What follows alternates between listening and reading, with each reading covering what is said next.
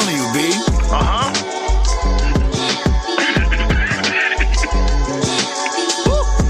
The pressure right there. Memoirs of a nigga from the BX. That's what made me, and I love it. Gotta love it. Not above it, yup, I love it. Had to do it my way, gotta follow my way. Memoirs of a nigga from the BX. That's what made me, and I love it. Let me go. Not above it, yup, I love it. Had to do it my way, gotta follow my way. Growing up in the Bronx, there was adventures. Shit get litty, especially in the summer. Barbecues popping off, satisfy the hunger. Then play space, make sure you're done up. Time to pack it up, leave the table. When I was young, shadow puppets was cable. It's no fable, times is unstable. Meal portion, the same size of a ladle. Had to go to the pantry to get the grub. Sometimes wash my clothes in the bathtub. In the blizzard, a nigga had to walk to school. It didn't matter, that's what we had to do. In ghost sound ciphers on the fucking roof. Smoking hydro, make the cops come through. They be doing the most for a fucking roach. I hope they don't approach, aiming toast. Memoirs of a nigga from the BX. That's what made me, and I love it. Gotta love it. Not above it, yup, I love it. Had to do it my way, gotta follow my way. Memoirs of a nigga from the BX. That's what made me, and I love it. Let me go. Not above it, yup, I love it. Had to do it my way, gotta follow my way. A nigga got locked cause the spot got raided. They pissed, they got no information. Let us go, your time just got wasted. When they looking mad, you know that's my favorite. Trade dogs roaming, corner stores open. Let me get a bacon, egg, and cheese that's toasted. I'm posted, waiting for the fucking bus. Just to go to a job that's fucking tough. What's this on my check? That's not enough. Let me get a meat cleaver, run amok. Turn savage, far from the average. These bills I'm having, wish they can vanish. I thought I'd play for the New York Knicks. It didn't happen, then I figured life's a bitch. In the projects, bitches used to suck my dick. In the staircase, and this stink like piss. That ass though.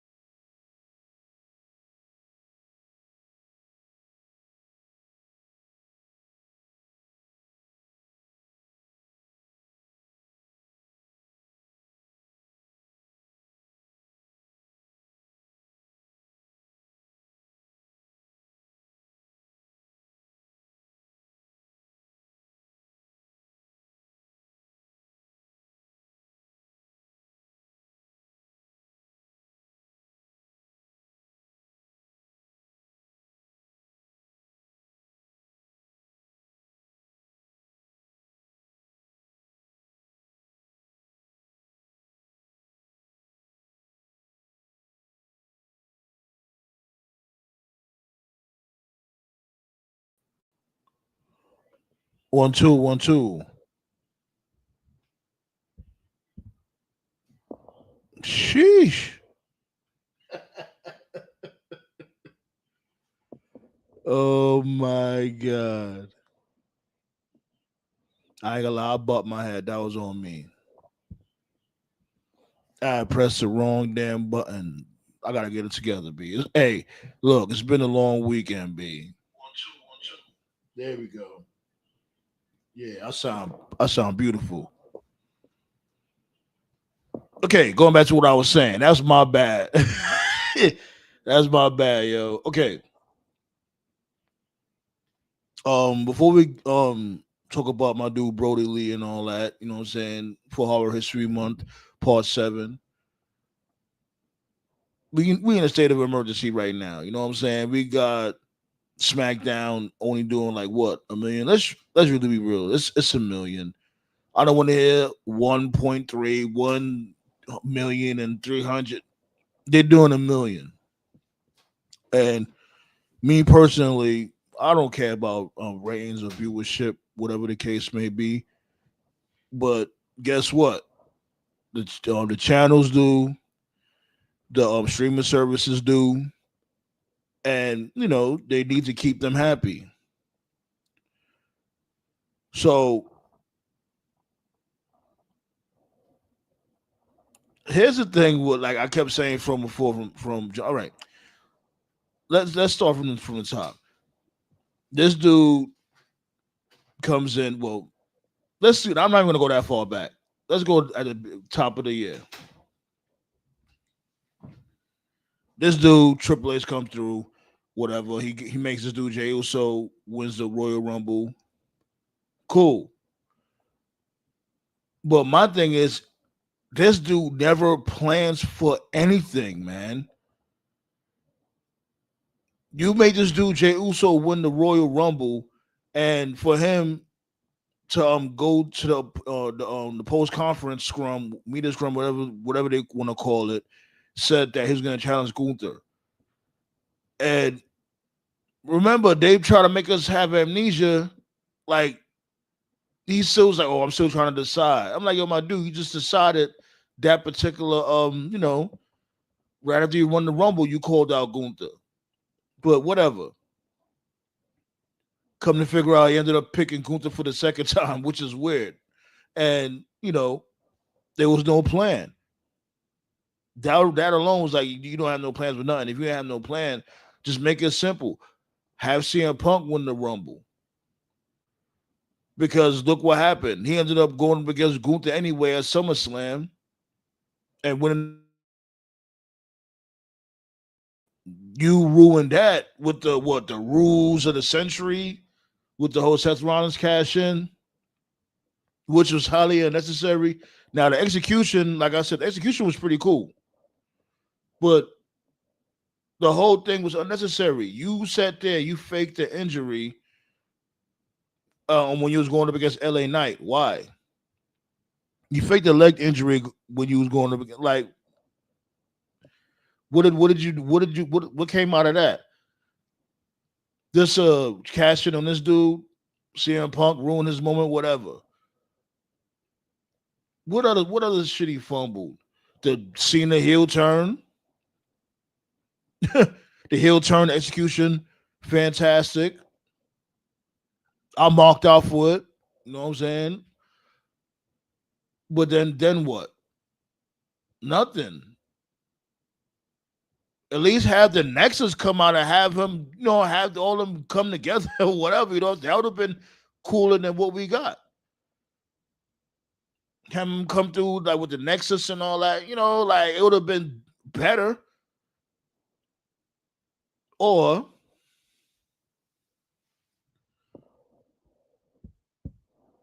yeah, Blaze said Cena heel turn should have never fumbled.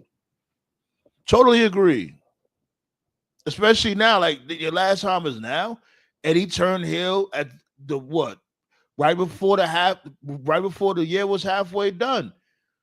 You had time to make him run through shit, tear shit up for like a good 3 months, I would say, and then for him to get his redemption arc. Cause what you got? Cause Chamber was on. What was that? February. Yeah, Chamber was in February. You had March, April, May, June. He could have been just doing this thing through the whole summer with this heel turn through the whole summer, but there was no plan. You had him going in random matches. I think a lot of promos wasn't that bad. People was shitting all on the promos, and it is what it is. They shitted on the promos. But me personally, I don't think the promos is that bad. People were saying the promos was forced and shit. Whatever. And then what else he fumbled? Like, it's just the plethora of things, all truth. The whole Ron Killing shit. We thought we was gonna get something special, like, oh, finally, Ron Killings. We finally gonna get Ron Killings. What happened with that? He went right back to buttery honey mustard biscuits. Them Coon biscuits was extra buttery, straight out the oven. That's the main reason why the Raw and SmackDown as a whole is tanking. It's not only SmackDown is tanking, it's Raw also. Discontinued storylines, not the right people getting pushed. Cody the champion again with no story, no plans. Y'all got rid of Bobby Lashley, and thankfully so. Let's really be real. Like, Lashley's doing much better than AEW. But that was one of the first bum outs Triple H did. Oh, we don't got nothing for you. How you have nothing for Bobby Lashley, my dude? What? You could have fucking spun the block on Lashley versus Brock. Made that a little better because the last match they had was doo-doo. You could have had him against Cody. You could have had him against Roman. You could have had him versus Jey Uso. You could have had him versus Gunther. The matches are endless. What do you mean you have nothing for Bobby Lashley? Are you a fucking dweeb?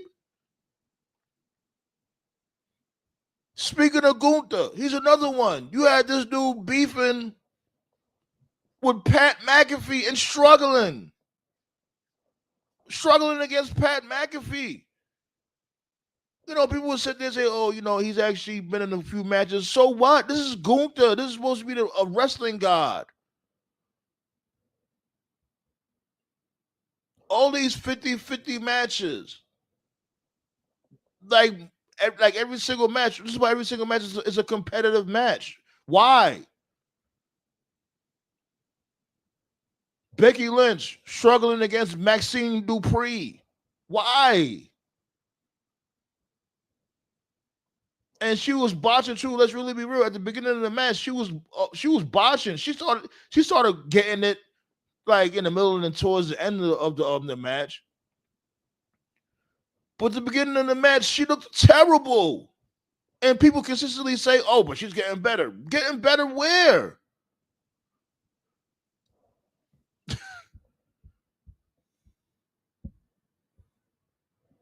All the tag teams on SmackDown except Street Profits literally disappeared. Yeah, the lack of the tag team division.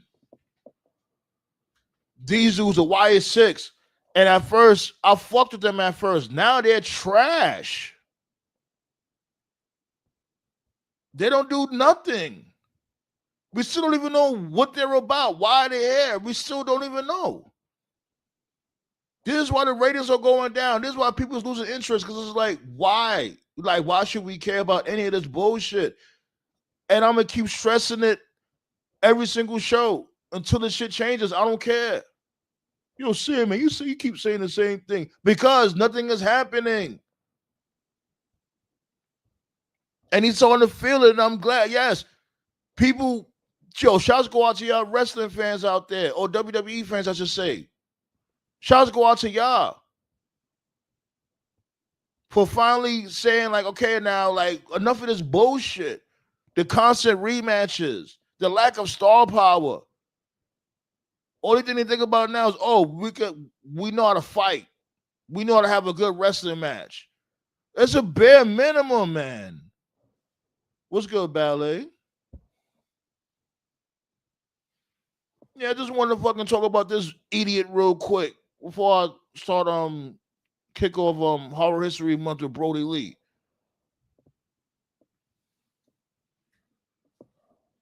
This dude don't even be at work. Reports is even saying that. Reports are saying that this dude he don't even be coming to work. He don't come to creative meetings. Like, why is this his job then? How does this make any sense? Oh, they need to get rid of Road Dogg. Road Dogg is a problem. Why Triple H is never the fucking problem? Enough. It's him.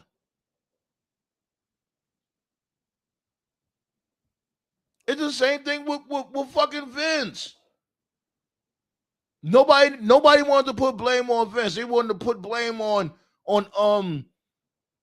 other people and shit. Doc Hendricks and Matt Road Dogg. And come on, son.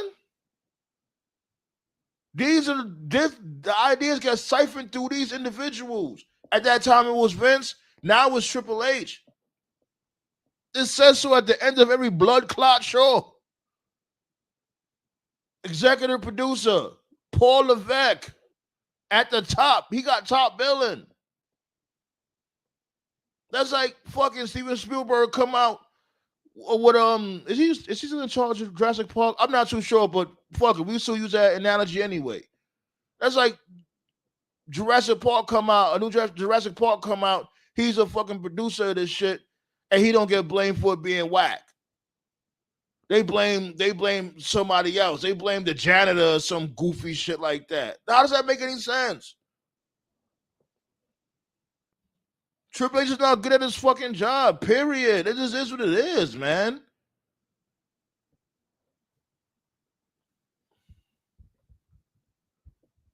Look, he too busy hanging out with the president in Washington, right?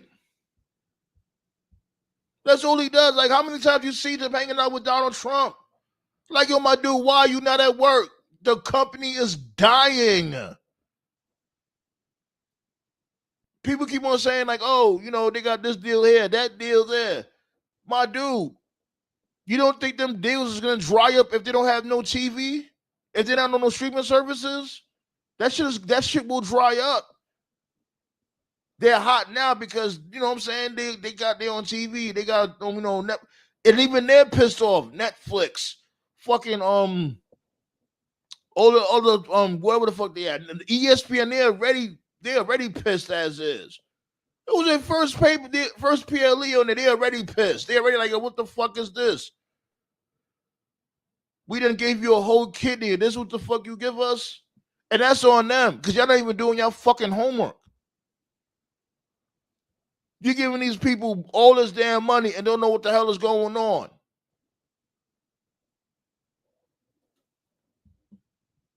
What they really need are wrestling fans. Fans that actually love wrestling to bring them in them board meetings. I'm not saying they should be at the top of creative or whatever, but it should be them mixed with, the suits, whatever the case may be. They need fresh ideas from actual wrestling fans, not only WWE fans, not only AEW fans. No, I'm talking about wrestling fans, period. Try new things out. Have fun. Whatever happens to having fucking fun. Street fights. All the street fights is in the building. What happens to y'all fighting in the streets? Whatever happens to y'all fighting in the garage, the parking lots? Whatever happens to that? Whatever happens to the over-the-top goofy characters other than Chelsea Green? And that's the other thing, too. Have Chelsea Green win some fucking matches.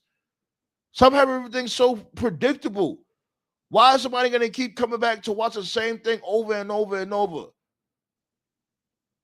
We're not like a sitcom that's actually funny, like Everybody Loves Raymond or Martin or Seinfeld or shit. Yeah, we can watch that shit over and over and over again because it's actually fucking funny. It's timeless comedy.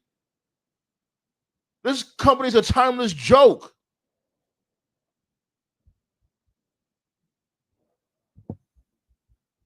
Enough of this bullshit. Get him the fuck out of here. It's pretty obvious he didn't want to be there in the first place.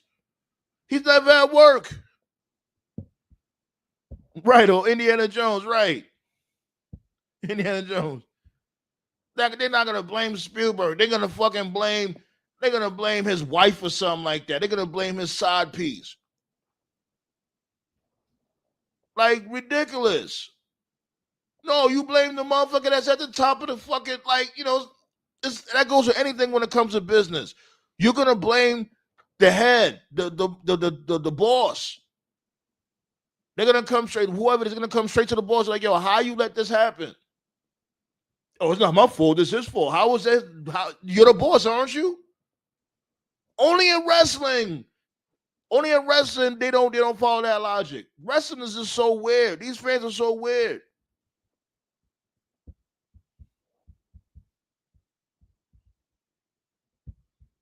But that's what they need. They need to have fun. They need to be creative, man.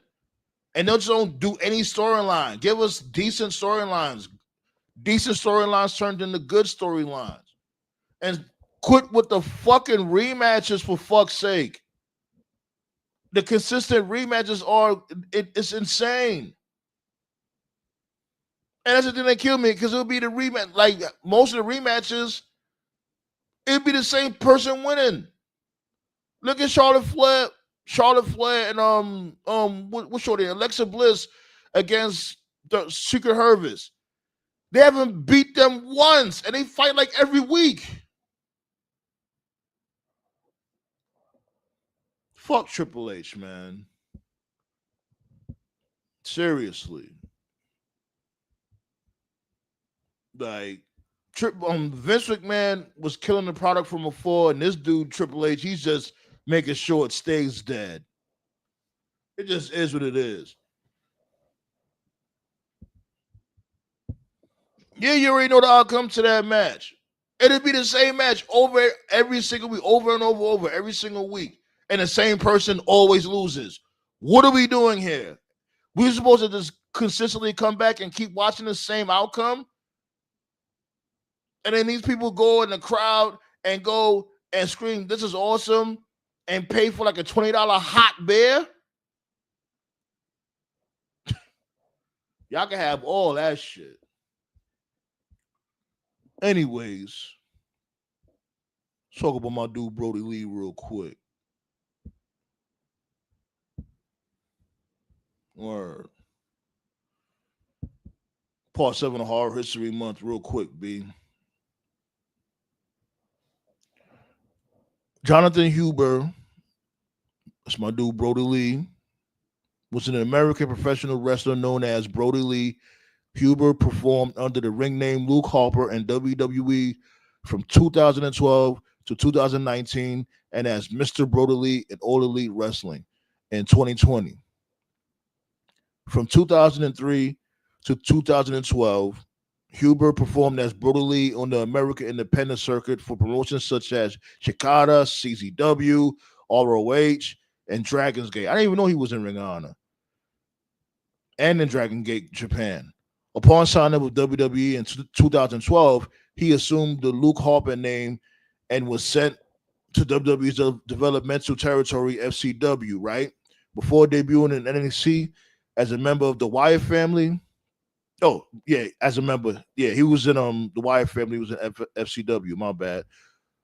For most of his WWE career, he was closely associated with Wyatt family members Bray Wyatt and Eric Rowan, right? The Wyatt family won the NXT Tag Team Championships and the WWE SmackDown Tag Team Championships. You know, that's when he was with the whole Bludgeon Brothers shit. The big ass hammers. Yeah, B. Then he eventually became the IC champion. He only won it one time, and he only held it one time. That's when he was with the Wyatt Six. The Wyatt Six, yeah, right. The Wyatt family. Huber left WWE in December 2019 and subsequently made his AEW debut in 2020 as Brodie Lee, or Mr. Brodie Lee, I should say. And remember, he left WWE when Vince wasn't using them. He just stopped using them. Remember from before, this dude, Luke Harper, he wanted to work. He's like, yo, like, he wanted to work. Vince or whoever creative said they have nothing for him. So he asked, look, you know what? Can I just leave? I want my release. And Vince said no. If you're not using them, let them go. But anyways, he became the leader of the Dark Order. Great television. He won the AEW TNT Championship in August of that year. But unfortunately, he was hospitalized in October 2020 for idiopathic pulmonary fibrosis, for which he died in December 26 at the age of 41.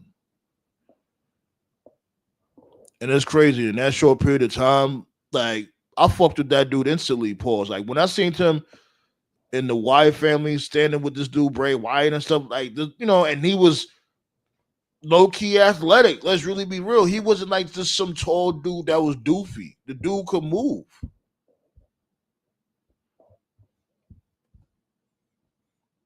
Definitely miss Brodie, B. Brodie was definitely one of my favorites in a short period of time.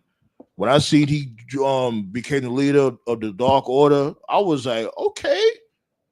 Because remember, everybody thought that it was going to be Matt Hardy that was going to be the leader of the Dark Order on that whole broken universe type ish. But lo and behold, it ended up being Brodie. And then remember, him and Cody had those good matches for the TNT Championship.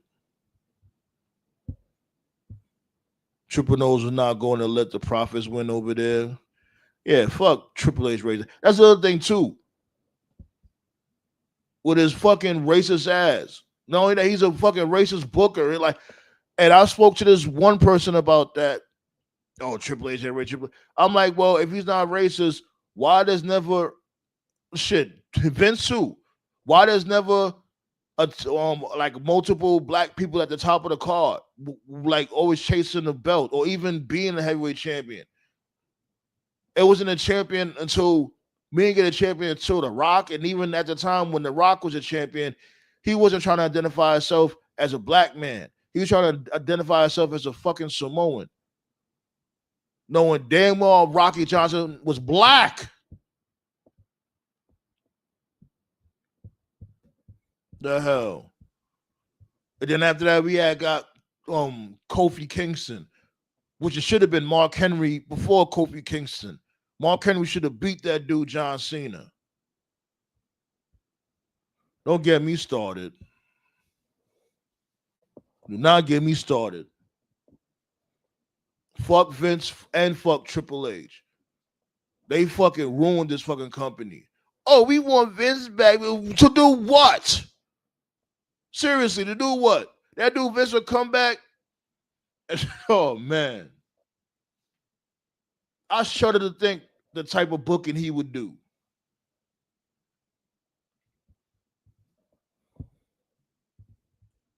What's going on, Black Star? What's up once again?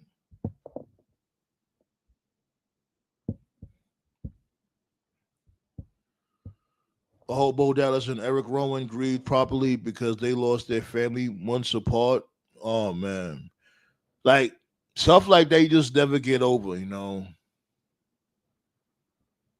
You never get over stuff like that. And, you know, I get why they put the belts on the Wyatt Six, you know, just so, you know, for, you know, just to do right by Bray and stuff. But it's like, it's more than that. Stuff got to have a rhyme or reason. I was saying that, like, really go all the way there with the creepy stuff. Have them praise Bray from, you know, beyond the grave. Like, have them really, like, you know, praise him like on some real cult. Like, it's a cult, isn't it? Have them like bowing down to a picture of Bray. Like, really go all the way with it. I know he wouldn't have minded that. I know his pops wouldn't have minded that either. It would have gave him some direction, something. Make him into a legitimate religion. Go away with it. Because right now we don't know what they are. Are they a religion? Are they a cult? Are they, what are they? They backwood Bammers? Why they don't let Nikki Cross talk for them?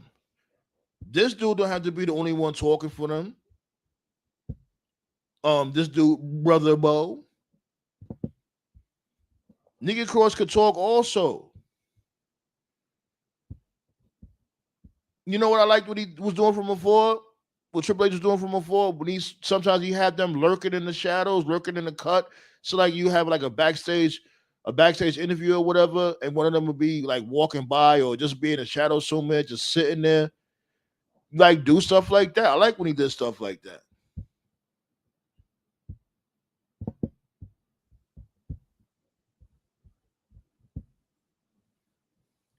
But anyways, drop that link.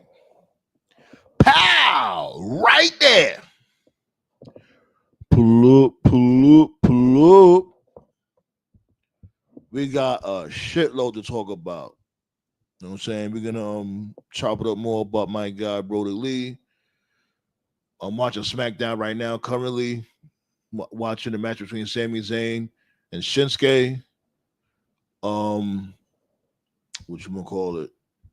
Talk about the predictions of Bound for Glory. Talk about Crown Jewel predictions. A lot of shit, B. I got the bogus behavior locked in the chamber. We're gonna play that clip later on in the show. Yeah, B.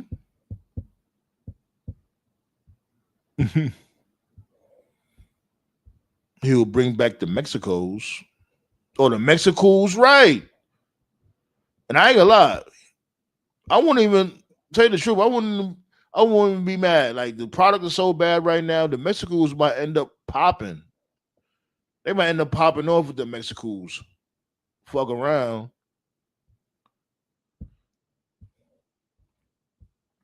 GOD versus the Whites would be fun though.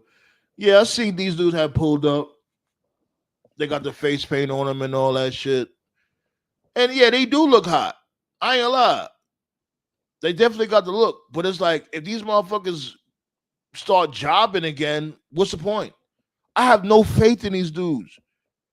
How many times they do shit like this? Like Vince did the same shit from before. He get that kick in the balls. Like, oh, you need to straighten up. Yo, the ratings is going down. You need to straighten up. And what Vince do? Vince will give you like 2-3 good shows, and then go right back to the bullshit. They can't help themselves. That company cannot help themselves. They give you when they get a quick little kick in the balls, they'll give you like 2-3 good shows, and then they go right back, literally right back to the bullshit.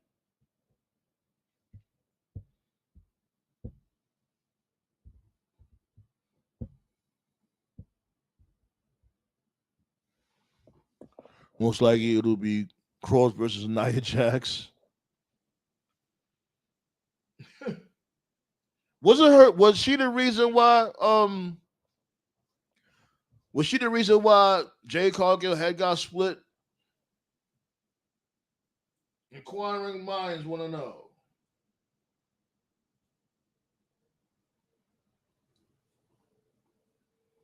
I won't be surprised though.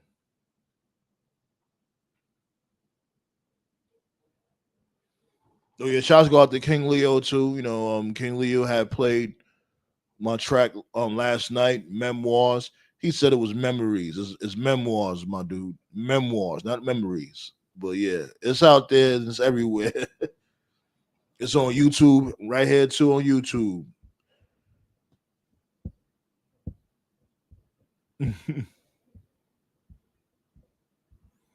I'm gonna crash out the Sami Nakamura finish. Oh, these dudes. Yeah, I know what happened. These dudes have pulled up. Yeah, I was saying that they got the look, but it's like, okay, if y'all gonna start jobbing out, like what's the point?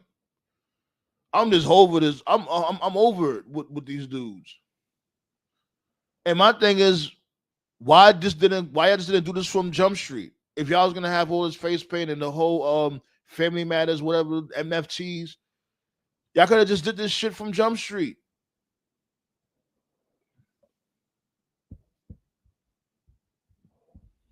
Pissing me the fuck off over here. Word. Got my dude TKO in the building early.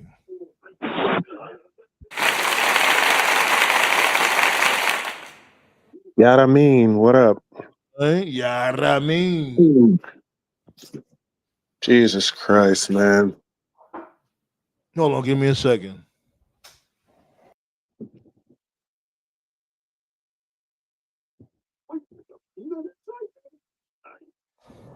That's my bad. What's going on?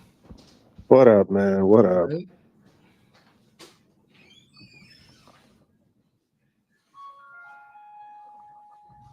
Yeah, be so right now. Oh, got Toph in the building, just pulled up also.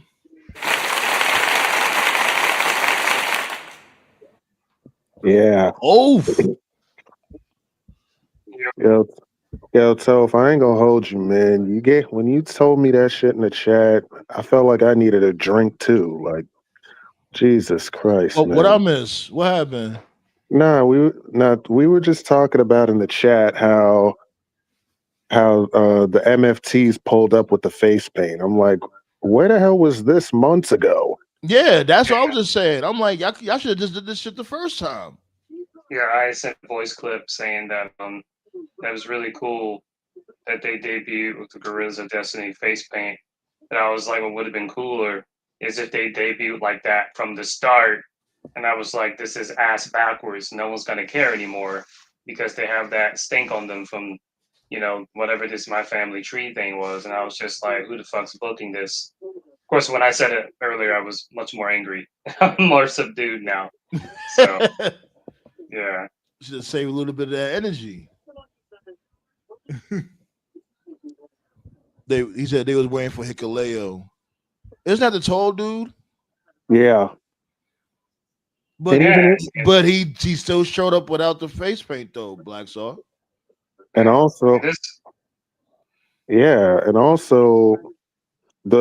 what about those segments that Solo did? After he lost the US title, he started introducing his group. I'm like, bro, why didn't you just introduce your group with when you were the champion or earlier than that? This whole thing with Solo's group, this is probably like the best modern day example. Just because something looks good on paper does not mean it's going to translate if the booking is shit. And exactly. There's just no finer example of this. Because this dude, Hikaleo, was in a really good spot in New Japan. They were grooming him to be a really big star. And he chose to leave to go to WWE because at the time the bloodline was blowing up. He probably saw that and it was like, all right, I want to get that payday. Then he made that jump and they just had him in catering. I can't even say they had him in catering because he wasn't even on the show. They had him in whatever his hotel or apartment was. He was just living there for like a year. Dude was in catering for a year, like took a year to debut. I'm like, bro. Right. he was a line cook and catering. He was a server. Right. And then this dude, Jeff Cobb, I've been a big Cobb fan, when he was in Lucha Underground and he had a nice run in New Japan. He was part of Osprey's United Empire.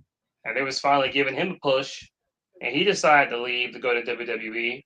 And it's like, all right, Jeff Cobb in WWE, he can be like a muscle, like essentially you look at him on paper and you're like, all right, he could be like a Braun Breaker or even a Bronson Reed. And he's just a warm body. He's totally out of shape. And listen, I never fat shame people. I don't do that. I am not that guy. I don't care how anybody looks as long as you can get it done in the ring. Like we cool. But like, just look at a Jeff Cobb match in Lucha Underground. Look at a Jeff Cobb match in New Japan, and just look at him in WWE. It's like night and day. I don't know what he's doing. I mean, I get we're getting older here. I get that, but it's just not worked. And then this dude Tama, like I got heat with Tama because this dude was mad years ago when the Elite blew up, and was the hottest thing in New Japan. And he was like, oh, Tama was like, I'm a leader. I'm not a follower, So he wasn't about it. He wasn't about the elite shit. He was what was really going on was he was just mad because he didn't think of it himself. He was like, fuck, I should have thought about it. And now here we are all these years later. Like, you were part of Bullet Club for years. He was part of Bullet Club from the beginning. From the beginning, it was like him, Devitt, Fale. He was part of like the OG Bullet Club. Like, all right, and then you finally grow out of it. You're a single star in New Japan. You got a pinfall victory over Jay White, who was the IWGP champion at the time. And you're like, you know what? I'm just going to take that WWE payday. You go to WWE, and after being a crony in a group for years, you're just a crony in another group. Basically. And the worst part is, like, I could accept him being a crony in Bullet Club because Bullet Club was fucking stacked all the damn time. With Kenny and the Bucks and AJ and Jay White and Fale. There was so much talent in that group. I'm like, all right, but who are you? Yeah, it's happening now. As a matter of fact, they pulling up now with the face paint on, like dead president. Right. But it's like, who the fuck is he playing second fiddle to in WWE? Oh, that's right. Solo Socko. Yeah, he played second fiddle to Solo, and then when Jacob Fatu came in, that was damn near the nail. Like, yeah. Anyway, so to finish this rant. Like I said, just because it looks good on paper doesn't mean it will be. And the thing about it too is Solo is not even that bad. Like, he's good. He's a good talent. Yeah, he's a good worker. He's a good promo, and he actually has a really funny sense of humor. If they just let him be himself, I actually think we could rehab this guy. But like, just damn, man. Yeah, the dude, he has horrible booking on his side. It just is what it is. He's had horrible booking since he beat John Cena. Yeah. That's really where it started. Like, yes, yeah, I totally agree. Like, you had this dude going a complete losing streak, and then next thing you know, I'm the new tribal chief. How? You're a fucking loser. Exactly. And then what doesn't make sense too is if you remember the first segment after Mania, he's in the ring with Heyman, and Solo's exact words were, Roman lost, right? Heyman's like, yes. And Solo's like, and losing has consequences, right? And Heyman's like, yes. Like, that's the centerpiece of this whole story. The centerpiece of this whole story is that Roman was a loser. Wait. I'm gonna do coked out short in the building. Oh man. Oh man, the coke is flowing. Yeah, somebody's definitely on coke for this booking. Like, Jesus. What it do though? What's the deal, y'all? What's going on? Shit, man. Look, I just came from watching this nigga Triple H up at the beginning of the show. I had to get something off my chest, my damn self. Oh, that's worth the content right there. Oh yeah, I'm gonna clip the fuck out that shit when the show was done, cause everybody just always want to put the blame on other people when it comes to this damn booking. And it's like, no. You have to blame the head of the dragon, the dude that always got top billing on the credits at the end of every fucking show. Paul Levesque. The dude that doesn't come to work. The dude that rather be in the White House than in Gorilla. Let's cut the bullshit. I don't know what it is though, but it look like they hired the same bookers from 2022 to 2023 for the SmackDown show. Yeah. I guess then again they might be there for one night only, and then they're gonna go back to where they were doing whatever. I like that. Snowfall Sean. That's pretty cool. Snowfall. Oh Sean. wow. Oh wow. I just got that too. You know they call it the Montreal Screwjob Operation Snowfall. That's what they call it.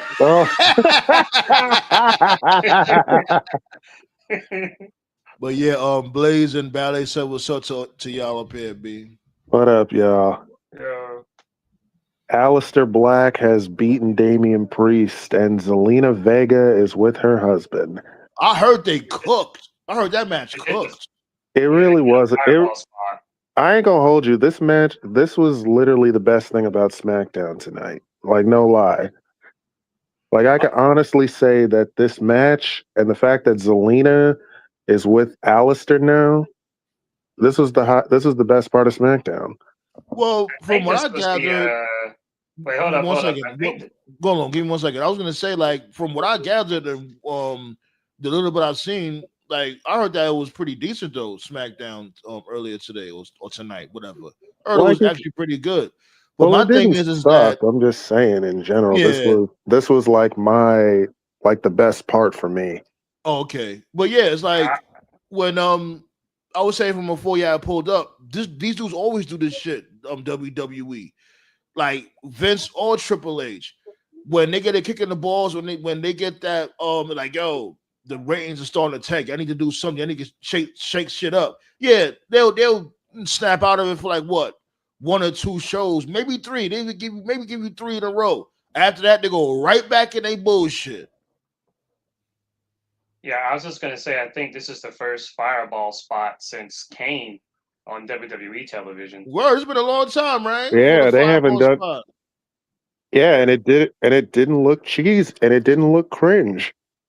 I I think agree. it was a fireball spot where Kane he tried to fireball somebody else, but it hit China by accident. I remember like Yeah, I I remember remember that. that.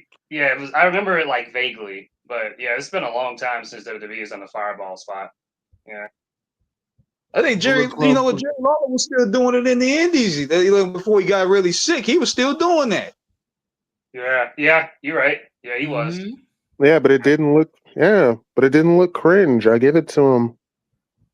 Like the timing was perfect because I remember some motherfuckers do fireball spots and they can't light the lighter. Like Like How Hogan. how did they do that shit though? It's like with they put like what grease on a towel or napkin it's or like something. it's like some type of lighter paper that they use Yeah, to. Hmm. But you, yeah, but you got to be like close range for it to look good, and to sometimes have it'd be that hard. flair. And sometimes Right. you be sweating a lot. It'd be hard to light it, so you gotta like catch it like real quick. Like the way the Undertaker did Paul Bearer. I believe that. Yeah, Mm. that was Uh huh. that more. That was that Mortal Kombat fatality, like Sonya's fatality. Yeah. You know, the kiss of death. Yeah. Well, she blew the little dust on you and you turned to fire. Yeah, the kiss of death. Yeah. Well, you know I can't wait for the Mortal Kombat collection. Oh yeah. We definitely gotta play that. And we gotta do review for the movie when it comes for sure. Hell yeah, we do that. Oh, yeah, matter of fact, yo, speaking of movies, I don't mean to, I just want to shift gears real quick because we had spoke about the Superman movie from before, but this before it came out. Like you was ranting on James Gunn and all that shit. Yo, I never seen Superman so pussy in my whole fucking life, yo. Was it that bad? Was it that bad? It Because was I. it was super mid. It was mid. I won't say it was bad, but it was definitely mid. It was really mid. But would you recommend it though?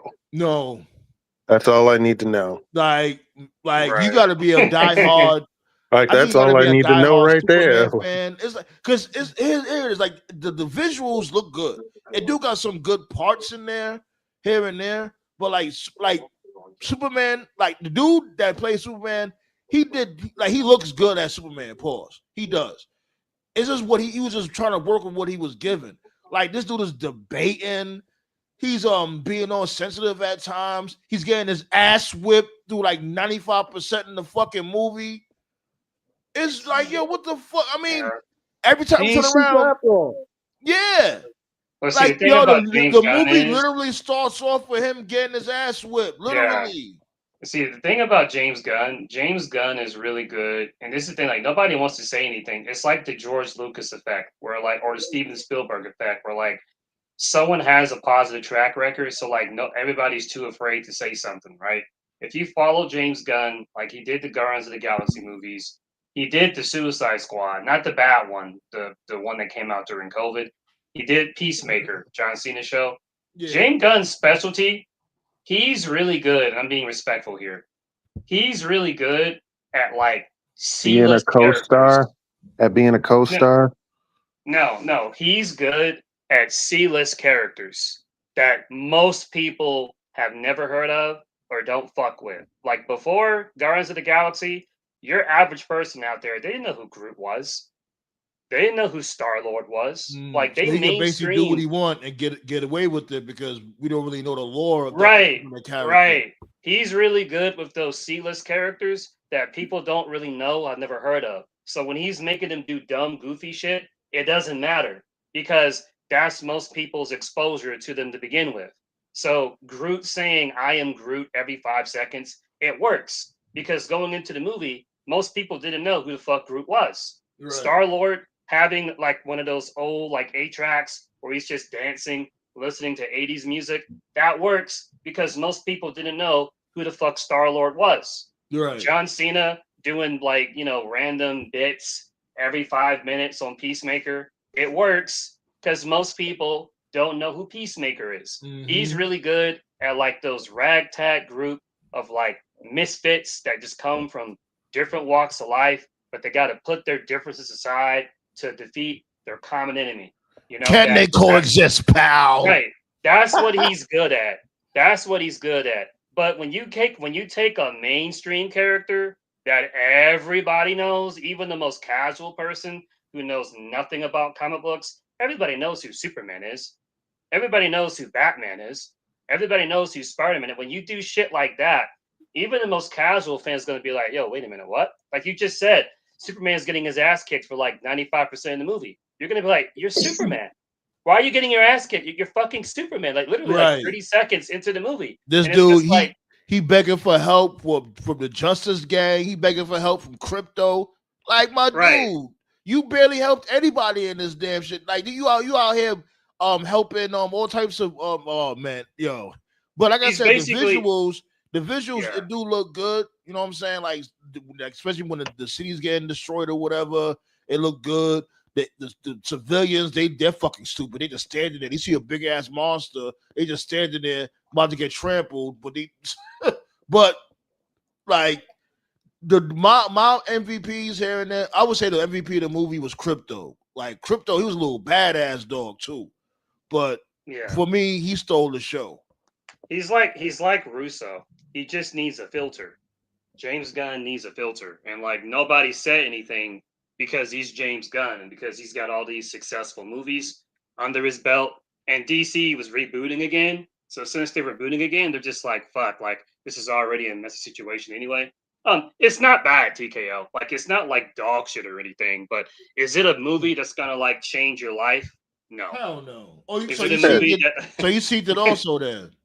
Yeah. It's like I said, it's really mid. I'm not saying it's terrible. Yeah, that's another thing. Like, too many fans are trying to force this. Like, every new movie that comes, because the narrative right now, whether you agree with it or not, the narrative right now is like people are just over comic book shit, And I agree, people are over it. Some people call it superhero fatigue, some call it comic book fatigue. So it's like every time a new movie comes out, whether it's Marvel or DC, there's this group of people online that are desperately trying to make it like this is going to be it. Like, we're so back, guys. This is going to be like the next Dark Knight. This is going to be like the next Spider-Man 2. It's like, dude, no. You can't force that. You can't force a movie, comic book or otherwise, to just hit every box in pop culture. Like, that needs to have, like, the right director, right cast, good script, good soundtrack, good effects. Like, you have to check every single box. And that requires time. Do you know how long it took them to make The Dark Knight? It took them 7 years to make that fucking movie. 7 years. It did. 7. They had to take their time with that shit. Right. And the way that it. Well, hold on, Toph. Yeah. Damn, Toph was on a roll. But he ain't wrong though. But the reason but the Dark Knight movies I thought were solid for the most part. Problem is when they did the second and third one, Batman just became like an afterthought in it because the second one was basically about the Joker, and the Joker took over the whole movie because of how good Heath Ledger was, and Tom Hardy was such a good Bane that it was practically his movie. So, like, what are we doing here? Yo, Coke Down Show, did you watch Superman yet? Not yet. you know, like I won't sit there and tell anybody, oh, don't watch it unless the movie is that bad. Me personally, I'm not gonna watch it again. I would say that for me. But if if you want to watch this shit, if you got I think it's on HBO Max. It is. It's on. Yeah. It's if you got HBO Max, go ahead, B, get some popcorn and see for yourself. I call it a junk food movie. It's that movie you see when you're at the DMV doctor's appointment. You know, they got the TV on in the background. You're just watching it, waiting for your name to be called. Yeah, It's one of those movies. You know, it's a time killer. Yeah, it's a time killer. You're at home doing laundry, cooking. It's on the background. You're kind of watching it, but not really. It's one of those kind of movies. Oh man.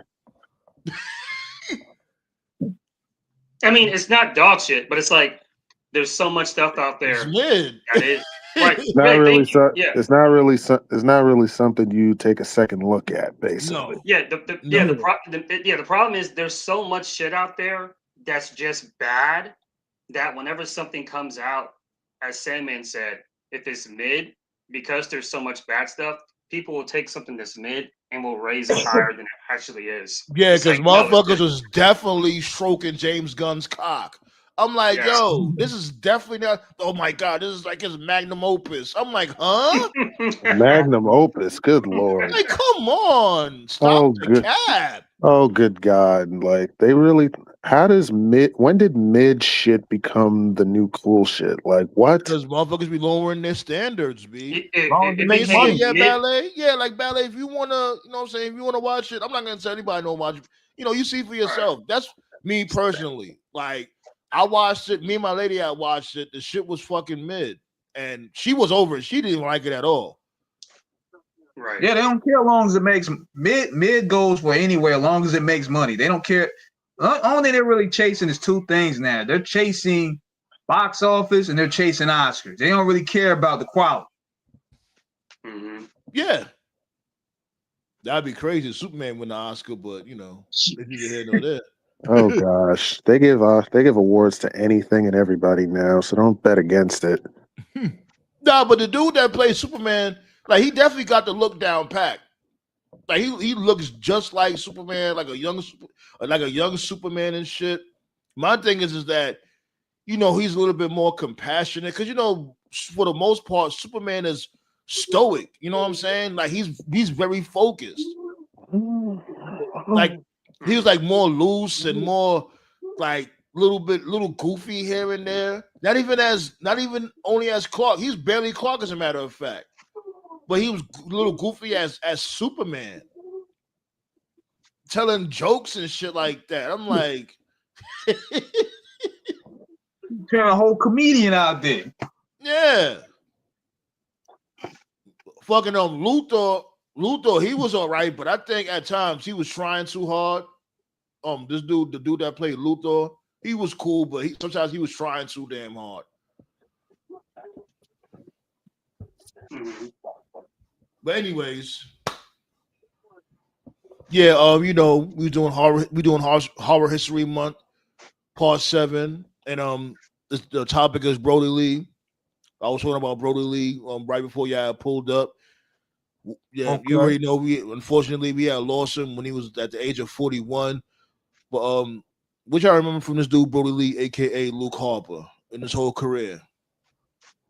Ah man, damn, bro. I felt like when he went to AEW, he was just starting to find his groove, man. I'm like, when he came out as the Exalted One, I thought, holy shit, he's in his element right now.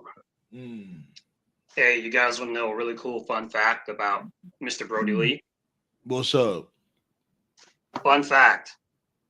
The first rating that AEW did, minus the first episode, the first rating they did that got over 1 million was a match between Mr. Brodie Lee and Dustin Rhodes. I always thought that was a really cool fun fact there. Oh, really? Oh, that's what's up. Mm-hmm. That was when Brodie was the TNT champion, wasn't he? Yeah, he beat Cody and then he fought Dustin the next week. Mm-hmm. Yeah, I remember that. Oh yeah, I definitely remember that. Yeah, so it was working. It I was Brodie remember was people were cooking shocked. outside and inside the ring. Be like, he got the promos going on, especially when he was on what being the when he was on BTE, the YouTube show. He Oh was doing his God, that thing was on that. hilarious. Yeah, that And he was just great. kept smacking niggas with papers. I'm like, oh God, that's just hilarious. Yeah. See, that was when the Dark Order. That was when the Dark Order like was starting to get redeemed because Brodie was like starting to carry them. He was on that. Mhm. He was on that Raven shit. Remember how Raven used to treat Stevie like shit? And He Stevie used to do just the same Yeah. thing to this dude. What's that little dude name again? I forgot his name. I know you're talking about. John Silver. Yeah, No, Silver. yeah, it was Silver. It was John Silver. Yeah. Yeah. John Silver was cooking as a solo act too. Yeah, I don't know what happened. Like, he's actually really good. He could work. Yeah, he is good. He's very good. Mhm. I ain't gonna hold, but when I don't even blame the Dark Order though. They just never bounced back when Brodie Lee died because it was so sudden. Yeah. I like the tribute show that they did for him though. Like when AEW did that tribute show, it was a really nice tribute show. Yeah, that was a great show. Like, One of their best shows. Too bad it was on like on a bad note, but it was one of their best shows. I like their alliance, with Hangman when Hangman was still chasing. Yeah. yeah, that one was was funny chasing. too. Yeah, I think one of the highest intros. Because again, I'm not a numbers guy either, but it was like one of those basketball themed episodes, and it was it was Hangman and the Dark Order against Kenny and the Elite. It was like a 5-on-5 elimination match, and they had like a special cowboy intro or something like that. I think that was like what about. Yeah, I remember that. They came out as Cowboys and the Elite came out as the Globetrotters. I remember that. Yeah, that was like one of the highest rated openers they ever did. I forgot the exact number. It was like 1.3, 1.4. It was a good number for them, for an opener. But yeah, man, Brodie was great, man. It's unfortunate because he was really just starting to hit his stride, Yeah, man, fucking 41. That shit is terrible, man. And it came out of nowhere too, because we were all wondering when he dropped the belt back to Cody and he was just off TV, like we thought he was just injured. Yeah. After that match, that was just like anything in 2020. Because you know what was wild? 2020, just random people just started dropping like flies, man. Like even a month before that, it was MF Doom. Yeah, MF Doom. Yeah. Every day was a fucking shit show in 2020. Well, Blaze said he's heading to work. Be right back. Will Brodie Lee's son join in the next 9 years to AEW to take his pop's place? I don't know about him taking his pop's place, but TK did say. Started. Hold on. Like this dude didn't TK didn't he say that he got a job there as soon as he get older? As soon as he get old enough, he got a job there. Yeah, if he wanted it, yeah. Yeah, that's peace. I think he started wrestling though. Like I think he had his debut match. I got to look that up. Oh, really? How old is he now? He should be in high school now. He should be. That's wow. That's what's up. Yeah, he practically grew up in AEW. So yeah, he makes occasional appearances for Ring of Honor. I've seen videos of him training with Natty. What's her name? She just had the match on Raw, the Maxine chick, Maxine Dupree. Yeah. I've seen him training with her. I saw another video of him training with Dalton Castle. I thought you was about to say she was training him. I'm like, what? Oh God! Oh God! Speaking of, that's a doom before you even start. That's another mid. That's something else that's mid that people keep overhyping. Jesus, tell me about it. They literally overhyped Maxine. I had a few back and forth with that damn match. People thinking I'm crazy. I'm like, why is Becky Lynch struggling against Maxine Dupree? They think I'm the fucking crazy one. I'm like, girl, the match was Maxine's best match because Becky carried it. Because Becky makes her opponents look good. But at first, the shit was a botchy mess at first. Like when she started like warming up a little bit, like towards like the middle and the end, she got she started getting it together. But at first, that shit was a clunky mess. She dropped kicking her in the fucking kneecaps and shit by accident. I gotta say, man, I still resent you, Sandman, because you ruined Penta for me. I still remember that first match he had in WWE where he said he was begging for like half the match. Oh I knew you my was God. I Oh was like, no, he no. wasn't. I was like, no, he wasn't. And you were like, watch it again, and I watched it I'm again. And I was telling like, you, I'll be watching this shit. I'm like, yo, what happened to Zero Nero, nigga? You look pretty scared there, sir. Oh man. Yo, Chad Gable was beating the shit out that dude. I was like, yo, he's really wilding on this dude right now. Be like, are you sure you want to do this? Yeah, Chad was like, welcome to the big leagues, kid. This is how we do it in New York. Yo, I ain't never seen Penta been through some shit. Like, it's been a long time since I seen Penta go through it like that. Like, Chad Gable was, he's like, I'm gonna learn you. I'm gonna learn you. Oh man. Yeah. Don't forget also, since we're talking about Yeah, Mr. Brodie Brodie Lee. Lee. Let's spin the black on Brodie Lee. Yeah. Spin the black. Yeah, since we're talking about Mr. Brodie Lee, Aubrey, she confirmed back then what we've always suspected, that they do indeed check forums and threads and stuff to see what the fans are discussing. Because on the AEW Unrestricted podcast, when Brodie was sick and they knew what was going on, but we didn't know what was going on, they were checking the forums to see if anything had leaked, and nothing did leak. I think the story that came out was like a leg injury or something like that. A minor injury. I didn't hear Yeah, nothing. He just was off TV from my understanding. He was just, and next thing you know, they said he like that, like before he had passed, they said he was like in critical or something. I'm like, wait, what? Where did that come from? What's going on? I never heard that shit because I was doing a double at work when that shit happened. Right. I didn't even know what happened. And then I just read the report. I'm like, Brodie Lee passed away. And then as the reports came out, though, I think it was a week or two after, they said it was a lung issue. I'm like, oh shit. Yeah, he had whatchamacallit. I'm about to look it up right now. He had idiopathic pulmonary fibrosis. Mm-hmm. Yeah. And as I understand it, he did not have a funeral, or rather, he did not have a traditional funeral because that was during the peak of COVID.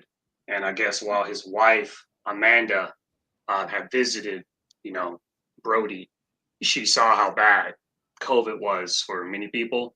And so she did not want to have a funeral because she didn't want to put people at risk. So the tribute episode that they did on AEW, that was essentially his funeral, which is why I guess the emotions were so, raw and all that. Yeah, they said it's a rare progressive illness of the respiratory system characterized by the thickening and stiffening of lung tissue associated with the formation of scar tissue. It is a type of chronic pulmonary fibrosis characterized by a progressive and irreversible decline in lung function. So it just happens randomly? It's something rare. It's something rare. Basically, your lungs just stop working. Yeah, if you actually if you go down the rabbit hole, you can see the last interview he did. They interviewed him on the AEW Unrestricted podcast. They interviewed Brodie, and in the interview, he's wearing gym clothes, and you can see that he's sweating because he worked out before he did the podcast. And as he was talking to them, he seemed out of breath. Not so out of breath that it was of concern, but you could tell. And he was sweating. And he did make a passing comment that he was trying to lower his body temperature, but was having difficulty doing so. So sometime after that podcast finished was when it got bad. And they had to fly him out to the hospital. So whatever happened to him, it wasn't like an ambulance came and they took him. It was like, no, like he got flown directly to where they took him. So that's how bad it was. I see you, my dude. That's insane, man. It's so crazy, man, how this happened. Brodie Lee. Wasn't on the Hey, what up, dude? Hey, thank God. Yeah, be over here talking about Brodie, Horror History Month, Part 7. Nice. Fun fact. Did, did you talk about when you was in Southpaw Regional Wrestling? Yeah, you break it Oh up a little yeah. bit. What you just said again? I didn't hear what he said. What you said?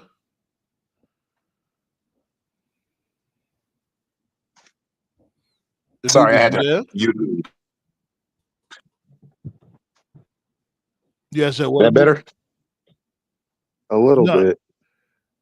Yeah, we can't. Yeah, you break I it had to up shut off crazy. the. Oh, all right. Let me pull out and come back in.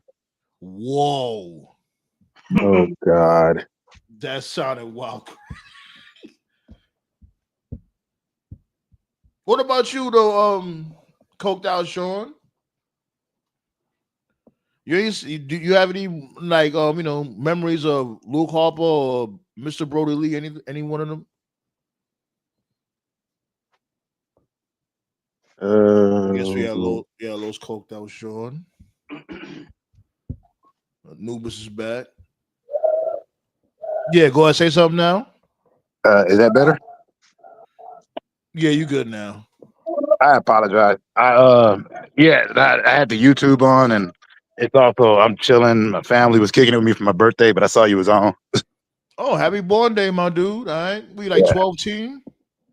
Yeah, All right. I'm OAF. That's how old I am. Tell me about it. Tell me about it. But yeah, I was like I said, Brodie Lee. He was good at the horror and stuff, and he was a good big man. But I didn't know he was so funny. I didn't know he had such a funny sense of humor. Yeah, man. He displayed it when he was in AEW. Yeah, and Southpaw Regional Wrestling. That was him in the Jason mask and the long johns going. Okay. Yeah, Vince hated him because allegedly Vince hated him because he couldn't do a Southern accent. Dumb. Yeah. Oh yeah. I meant to mention that. That's that because remember this dude he wanted to leave. And the reason why he wanted to leave is because of that shit. He's like, yo, my dude, I'm from Long Island. What the hell you mean you want me to talk? Exactly. Like, what you got going on? Yo, he always tries to make people sound like something that they're not. Like, oh God, man. Like Hillbilly Jim. Hillbilly Jim, you hear him talk, you're like, oh, he never. Okay. Vince never adapted. He was forever stuck in the 80s. Like people would always say Vince was out of touch, but most of the time, and that was true, he was out of touch. But a lot of people wouldn't provide examples, and that was like a prime example right there. Like we be the only ones that get the prime examples right here. We've been fucking lighting this dude Vince up for years over here, calling out his bullshit. Like this dude right here, like he wasn't going to be shit anyway. He was going to be whatever, but it would have given him a short shelf life. Like one of the last things Vince did before he got whacked. Remember the whole Veer is coming? Remember that? Remember the Veer dude? Oh God. Veer is coming. This dude's he's gonna show up for like 2 months. Right.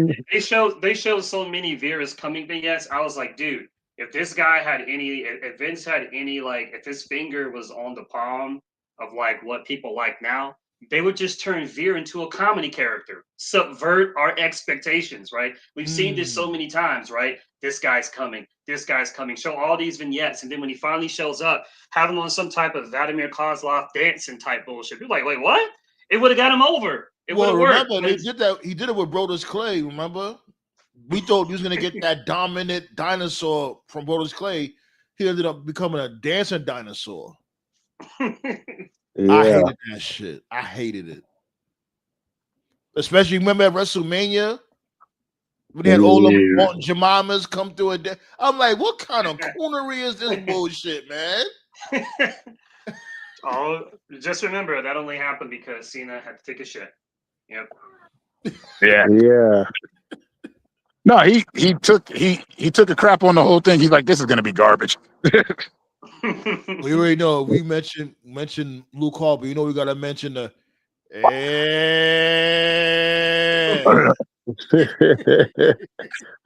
He used to kill me. I know what Vince was going for.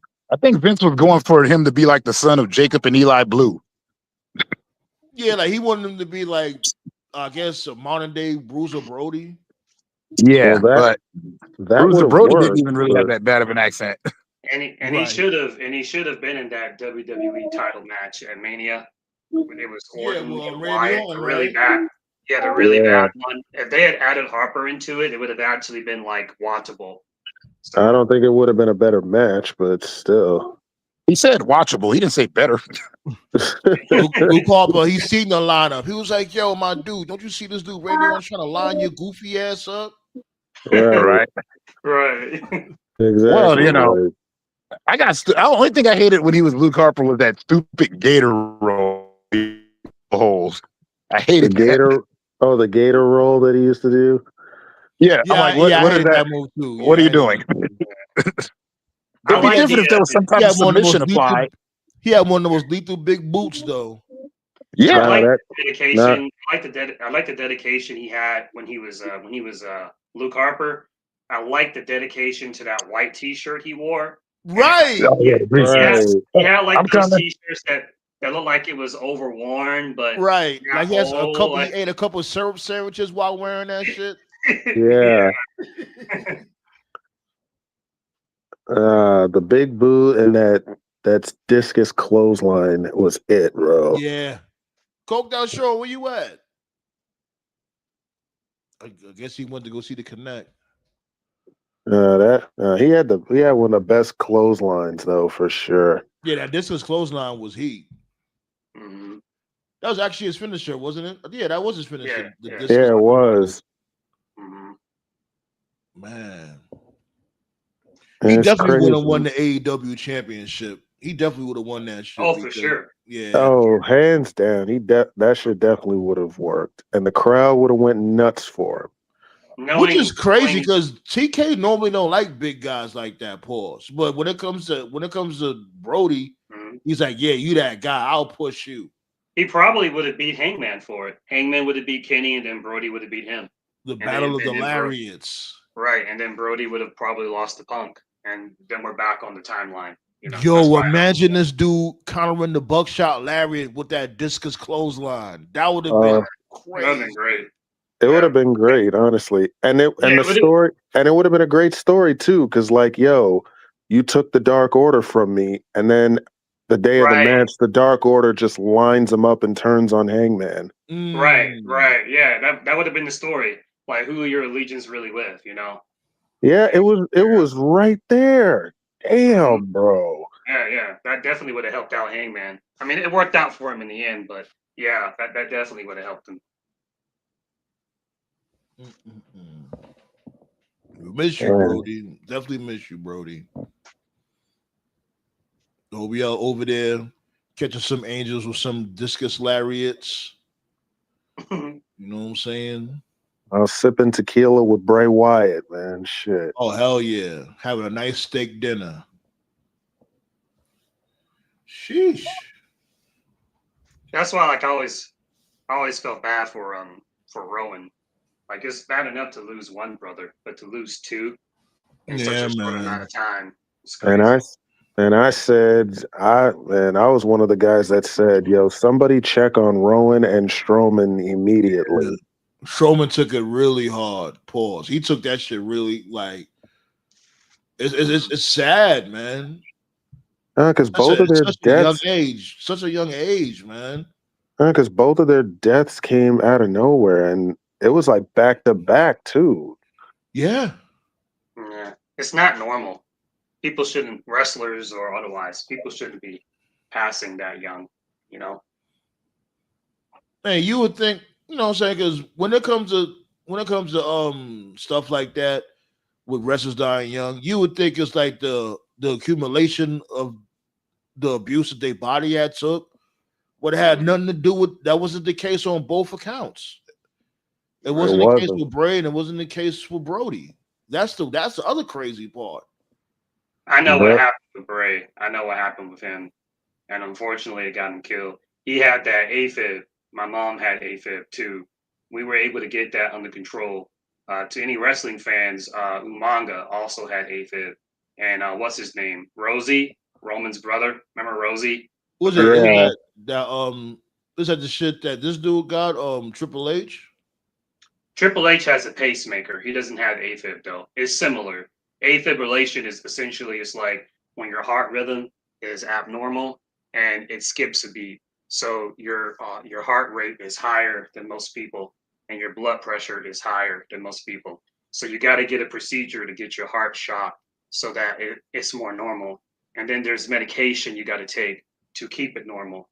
There's also a pacemaker that you can have on yourself at all times to I make think sure it Bray keeps had I think Bray had a pacemaker though. he did have a pacemaker. What happened to him the morning he died was he went to a doctor's appointment the morning of his passing, and he came back from the doctor's appointment. Him and JoJo, I believe, were engaged. They were going to get married in a few months. Then they went inside the house, and Bray left the pacemaker in the car, and so he went to his room and went to sleep. And he probably told JoJo, "Hey, babe, I'm going to go to sleep." And JoJo was like, "Okay, I'll see you later today." And I get where Bray's coming from because many times with my mom, for her condition, we had to have early appointments in the morning, like 7 a.m., 8 a.m. You know how it is. You get up early, you're Yeah. groggy, you're annoyed. You get home, and as soon as you get home, you just want to go to sleep. Yeah. And so you may forget something in your car. That's what happened. He forgot his pacemaker. He went in the house and he laid down, and he was probably thinking, "It's all right. It's just one nap. It's not that big of a deal." He probably thought, "I'll get it later," but later didn't come for him because he died in his sleep. That's what happened. Yeah. It's very serious. You got to have that shit with you all the time. If you don't, you can die like immediately.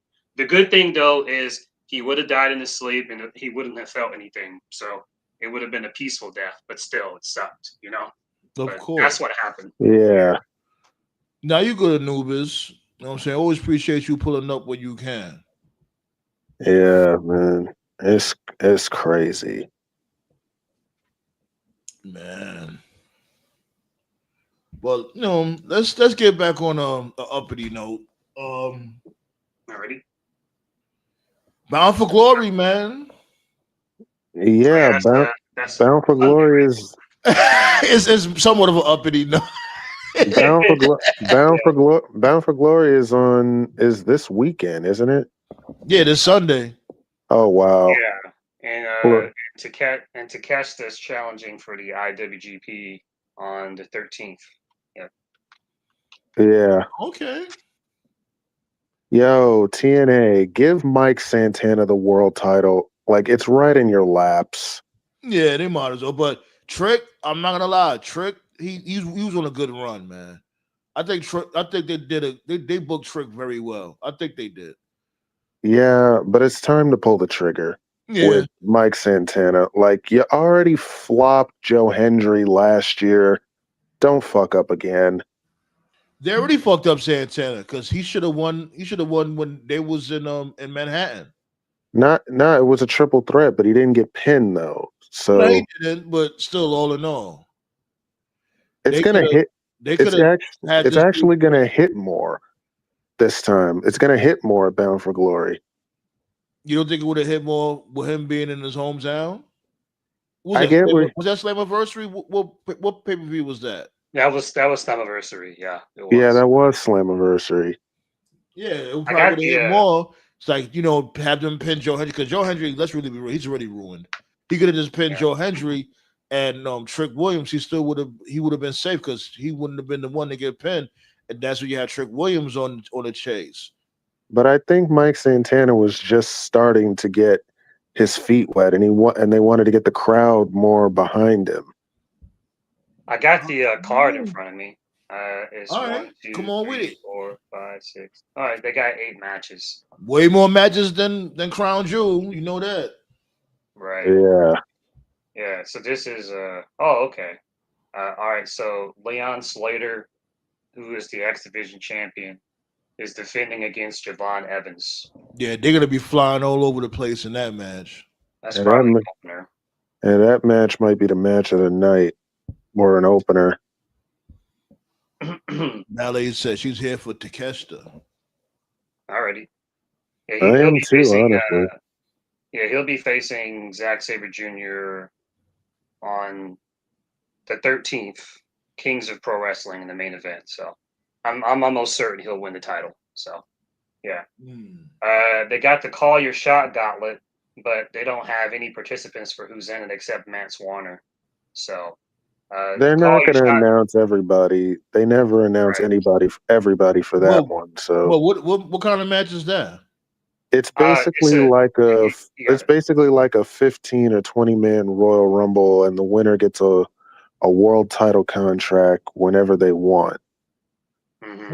Okay, pretty interesting concept. It's how Moose won the title the first time. Oh, I didn't know that. Okay. Yeah, remember Josh Alexander won the title, then Moose cashed in and speared him in front of his wife and son. That So was great. that's how Yeah. he. Oh, I didn't know that's how he won. How he became the number one contender. Okay, cool. Yeah, it was great. Yeah, it was great. Josh beat Christian, and then his wife and his kid came in there, and there was Yeah, I celebrating. remember that part. Yeah, when he Yeah, when he packed up Josh Alexander, that was yeah. great. The moose speared him right in front of him. The kid was crying. That shit was great. I'm That's like, what Moose is wearing that damn Ryu headband and shit. Yeah. Yeah. yeah. Oh man. Oh yeah. All right. Next match. Oh yeah. I'm guessing this is her last match then. Tessa Blanchard against Gia Miller. Isn't she like Yeah. the announcer lady? Yeah, she is. Okay. Gia Miller, Wow. who the fuck is that? An She's an announcer. announcer. Yeah, she does the backstage interviews. You got to do the Yeah. job, Tessa. Time for you to do the job, B. Do something with your life. She's going back to CMLL, so it doesn't matter. Right. Might as Yeah. well do the job. The next match is for the TNA International Championship. Well, hold on. Let's go back to this Jada looking bitch real quick. See, Okay. Tessa, this don't make no damn sense, yo. You couldn't let it go. Like it's because all she had to do was apologize. That's all you had to do was apologize. That's it. That's all you do is like, you know what? That's my bad, yo. Yada yada yada. I was younger then. I was stupid. I apologize. And I'll go to the what's her name? The Black Rose, whatever her name is. I'll go and apologize to her. I didn't really mean it. No, you wanted to double down and get a goofy looking shirt that says nuclear heat. Well, she tripled down. Shit. Goofy. Yeah. Shit. I don't know what the fuck TNA thought this was I see going to you. be. I don't know what TNA thought this was going to be, bringing her back. All right, Yeah, next they match- try to. I don't know. I don't know either. They trying to Eyes. test the waters. Yeah, get some eyes on there and see what that. Like, I think Marty Skrull's working right now. Like, not there, but he's been working. Marty he's Isn't he in Skrull's get Mexico? I think he's in Mexico. Yeah. Yeah. Marty Skrull's facing getting more Cardona. redemption. He's getting more redemption than Tessa is. Yeah. Yeah, him, Austin Aries. Yeah. Well, Remember Marty we watched Skrull, MLW? the reasoning behind that, it's a whole thing. You know, it ain't like what David Starr did or what Ella got. Yeah, I suppose, but All right, the next Yeah, match. continue on the call. You can continue on. Go ahead. Yeah, I'm not sure what this title is. It must be new. Singles match for the International Championship. You Oh got- yeah, it's been around for a while. This dude, Okay. Steve Macklin, he was the first one to win it. Okay. Well, Kazarian's the champion now, and he'll be defending against Macklin. Yeah, it's a rematch. He had beat Macklin for it. And I think Yeah. Kazarian should retain. he will. I could definitely see it.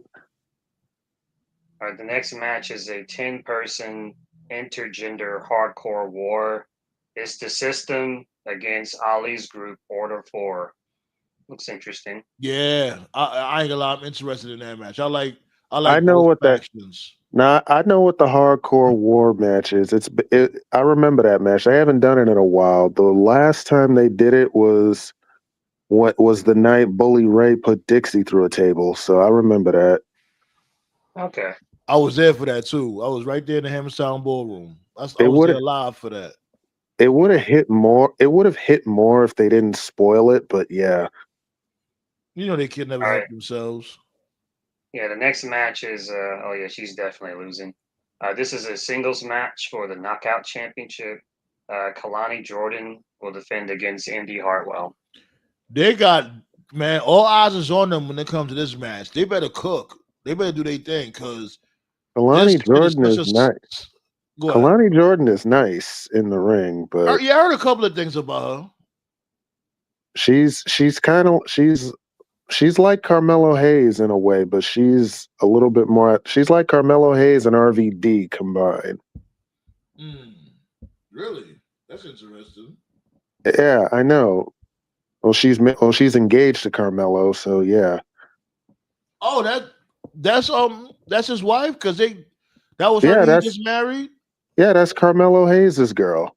Oh, Cool. I never knew that. Yeah, they just got engaged and everything. No, they married. They went along with it. You know, when they got married. That's remember I was saying from before that. Oh, matter of fact, this before you had came up to the table. Like I'll tell you, I had I was saying had a back and forth with some dude talking about why this dude Carmelo's not getting pushed, and this dude tried to sit there and tell me because this dude's about to go on his honeymoon. I'm like, how long you think the honeymoon's gonna be? A whole year? What sense does that even make? That probably explains why he wasn't on SmackDown tonight. So yeah. No, they been went on their honeymoon. Like he married. They got married like a couple of months ago. Unless their honeymoon got postponed, I don't know. Maybe I don't know. I gotta look that up. But anyway, but even still, yeah, Kalani Jordan is nice in the ring. We'll see. All right, so the last two matches, this is being advertised as they're advertising this as the last match with Devon. As I understand it, Devon retired and he was all right with being an agent, and Bully basically convinced him to come out of retirement for one more match. So it'll be the Hardys against the Dudleys, and it's being advertised as one final table. So I guess this is a tables match. I assume so. It is, yeah, it's a tables match, but it's all final table. I'm assuming, but I know this is probably Devon's last match, so this tells me that the Dudleys are definitely losing. So, all I want for Devon is just for him to give me one more seizure cell, just one more, man. The fish out of water cell. Oh shit! The way he would seizure cell after getting a Batista bomb would be hilarious. He days in the mad stank. Good old Devon. Only thing that makes me laugh about him is I got a homeboy that looks just like Devon Dudley. He's a kid though, but like, he's in his 20s. But he looks every time I see him, I go, "Oh my brother, the fuck." He's a kid that looked like Devon Dudley. That's fucked up. He was built like him too. It was crazy. Like, he got a long life already. Oh, he married, got some kids now. He's grown. Like, he's grown. This was years ago. He still looks like Devon Dudley though. Smile and everything. In the main event is Trick Williams against Mike Santana. So yeah. This also is not confirmed, but it's rumored that they may announce the TV deal at this show. Oh, an actual TV deal? Well, they're running out of time. They're running out of time because the TNA president has already said that they've been in negotiations to get a new TV deal, and whatever these negotiations are would start at the beginning of 2026. And typically, when you have a new TV. Go on CW with NXT. It's not that hard. Yeah, what I was about to say is typically when you have a new TV deal, there's got to be some time to promote it, and we're already in October. The show is going to be on October the 12th, so that would leave 2 more weeks. That's Sunday. It's on Sunday. Yeah. So we only have like 2 more weeks of October. Then you have the rest of November and the rest of December. So if they want to announce this TV deal, like, they're running out of time. That's what I'm trying to say. So because you got to promote people that they're moving. So they'll be on HGTV. Oh God! Well, they better announce it on Sunday then. Yeah. You know what though? I can't even knock the CW. I mean, I remember when CW was WB, and every TV show was misleading because it was always some windswept person. Yeah, I remember. You know what I mean? Like, I remember like that too. Supernatural, Windswept guys. I didn't know that Supernatural was a cool show because I'm just like, well, I'm not gay. I'm not watching no two dudes blowing the wind. But then you watch Supernatural. It's basically a demon hunter show. I'm like, okay, I can get behind this. But they would do that to you all the time. I'm glad CW got past that because they used to advertise every show that way. They basically advertised every show like it was Seventh Heaven. Yeah, I never understood that. I'm like, just tell us what the show is. You'll get more eyes. Yeah, when NXT used to be on in the mornings, because they did do a morning run, like that was when they was trying to do NXT Kids, which I still say that show should have worked. Yeah. Yeah. Man, I remember that. I remember watching that Saturday morning cartoons and SmackDown. The WB has changed so many times over the years. It's like Dragon Ball, Frieza transforms. Like WB has got like several forms. Like when I first saw them, it was like they had all the cartoons. They had like Animaniacs, Freakazoid, Pinky and the Brain, yeah! You talking Batman, about Superman. WB? Wait, that was when you first saw WB was that wave. Yeah, because those were the shows. Kids WB didn't even drop yet. It was WB. They started off with Unhappily Ever After, the Wayans brothers, a show called Muscle and Simon with Harlan Williams. Yeah, it was like two different time zones. They would play Kids WB in the morning, and then they would go to those shows. Yeah, the regular WB was a late night shit. Man, remember that Nick Freno licensed teacher? Yep, Mitch Mulaney. I used to love that show. Yep. And they also used to play Pinky and the Brain. Pinky and the Brain was a primetime show. Yeah, it was. Then, like in the late '90s, early 2000s, they were like, "All right, we're going to become the Black Network," where they had like Smart Guy, Sister, Moesha, and like all the black sitcoms were on there. That was UPN. Sister was on WB. No, that was UPN. UPN had. No, I'm saying afterwards they went to WB. Yeah, because they was on UPN first, but afterwards they went to WB. Because I remember also they had Unhappily Ever After also with that dude who talked to the stuffed rabbit. Yeah, voiced by Bobcat. Right, then the stuff that you were talking about was like in the mid 2000s was when they kind of went white, where they had stuff like Seventh Heaven, Gossip Girl, stuff like that. And then when I started watching them I think when I started watching them, they were the CW. And that's when they were basically like, it was like a DC block where they had the Flash, Arrow, Black Lightning. Yeah, that's when I stopped watching. I used to watch the Smallville years. The Smallville years. As a matter of fact, speaking of Black Lightning, Ballet, Parenthood. Can't forget about the Parenthood. Yep, I ain't gonna hold you. Hold on, give me 1 second. Speaking of the Black Lightning, this dude, Tobias, he's gonna be in the new Spider-Man. He's gonna be Tombstone in a new Spider-Man movie coming out. Oh, great casting! Oh, nice. Well, Tombstone is albino, so it's perfect. You know what I'm saying?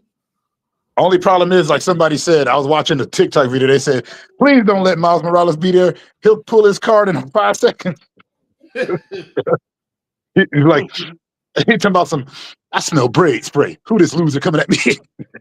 Yo, you missed it though, Anubis. I said that that dude Javon Evans, he gives me Miles Morales vibes. Right? He do, right? Right, he do. Or Virgil Hawkins, he could be Static. Static Shock. Yeah. Now that was my show.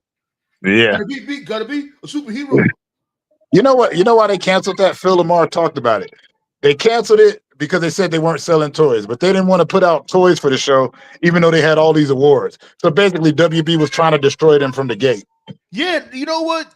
They don't like black superheroes. Yeah, like they didn't have a lot of merch or nothing like that going on with Static Shock, which is surprising. And they won all those awards and all these critical acclaim. Phil Lamar was like, we were all confused. Now, you know what? Another reason they canceled it, they made an episode where Richie's father's a racist. So ever since then, remember that episode? Hell yeah, I remember that episode. Yo, y'all not low. Yo, he was like, Richie, why you keep bringing this boy over here? Yeah, I can't stand their kind. I remember all of that. Oh, shit. Like, y'all ain't low. We know why. We know that's part of the reason. But shouts go out to Richie. Richie called him out on this bullshit. You see, you see, Dad, with your racist bullshit. Yeah, I remember that. Shouts go out to Richie, aka Gear. Hey, Gear was a real one. Gear was a real one. Yeah. I remember when he got shot. He's definitely the day one.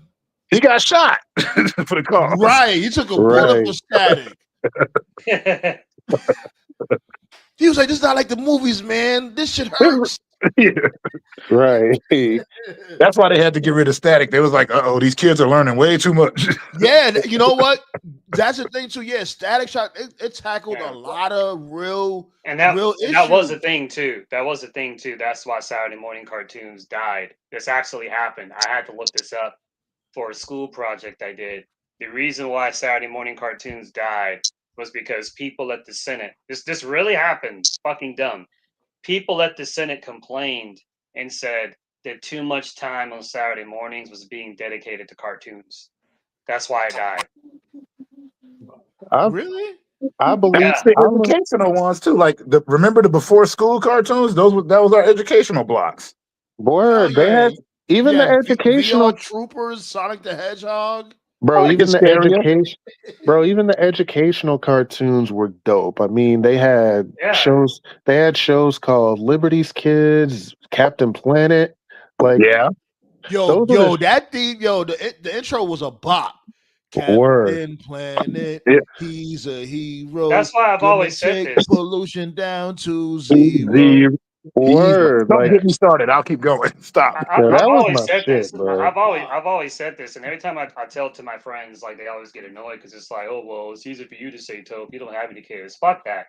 I don't need to have kids to see what's going on. That's why so many kids today are so fucked up. They don't have anything to watch when they're stressed. They want to be grown. It's like they want to be adults so fast. Like, no, enjoy being a kid. And y'all be letting we were lucky, man. When we were kids, it was a fucking gold mine. It didn't matter if you were watching cartoons, Nicktoons, Disney Tunes, WB Tunes. Man. We had a gold mine of shit, and that shit was able to help us express ourselves and figure out who the fuck we were. Yeah, it expanded our imagination, man. Bro, I learned more from watching these cartoons than I did most of the time going to school. Like, yeah, I'd answer questions in class from an episode of a show I saw from a cartoon. Like, in class, and I'd be like, "Oh, I know this. I just saw this on the episode of Ninja Turtles." Yeah, exactly. Because at the end of every episode, like when it came to like G.I. Joe, Ninja Turtles, shit like that, they always have like a message at the end of every episode. Yeah, I passed a lot of tests watching cartoons. That's why I think so many kids these days are so angry because they don't really have anything to like chill out on. Like there were so many times when I was in school where I was having a bad day, a teacher has pissed me off, I was being bullied or whatever. No matter how mad I got, I was like, man, when I get home, I can watch Dragon Ball. Or when I get home, I can watch Gundam. Or when I get home, I can watch whatever. Like I could never get into Gundam. I always tried to watch Gundam. I couldn't really get into it. You got to be into giant robots. You either are or you aren't when it comes to Gundam. Like, Gundam is that show you're either into or not. You know what I mean? There's no middleman with Gundam. Oh, shit. I triggered Blaze. Blaze said they have one because Blaze is a big Static Shock fan. He said they have one single Static Shock toy. Which is weird. Phil Lamar off. Phil Lamar was pissed. He's like, we're getting the ratings, we're getting the acclaim, we're getting the awards, and they're like, they told him like, oh, it's just not marketable. Y'all got the Black Panther treatment. They don't like black superheroes. That's what they were always on that shit. They told Wesley Snipes, his agents were telling him back then that Blade wouldn't be marketable. They said it's going to kill your career if you do it. No, no, it didn't. It sparked it revitalized the Marvel universe. Well, like he said, regardless of what my agent said, I get to run around killing vampires with martial arts. Right? Come on. That's why fucking Disney can't do it. That's why it's been in developmental hell because they're trying to figure out, okay, how do we do this movie but give it that PG spin? You can't. It's fucking Blade. He kills vampires. He's a fucking vampire slayer, you dickheads. Exactly. There's no emotional nuance PG to Blade about it. There's no emotional nuance. Bro, there's nothing PG about Blade. That's like trying to make Spawn a fucking PG movie. Like, come on, man. Right. Like, like, and then it's like they could do it. They're lazy. They're creatively inept. Like, all right, for No, instance, it's because they're like racist. That's why yeah, they don't that's want Right. to. of course. They don't want to give the. And I'll tell you why it's Because racist. look, Because check it out. Because remember, like it wasn't like that much blood. It was blood and gore, but it wasn't like blood and gore when Blade was slaying the vampires. They'd explode into dust. Yep. Y'all can't do that. right. Well, Exactly.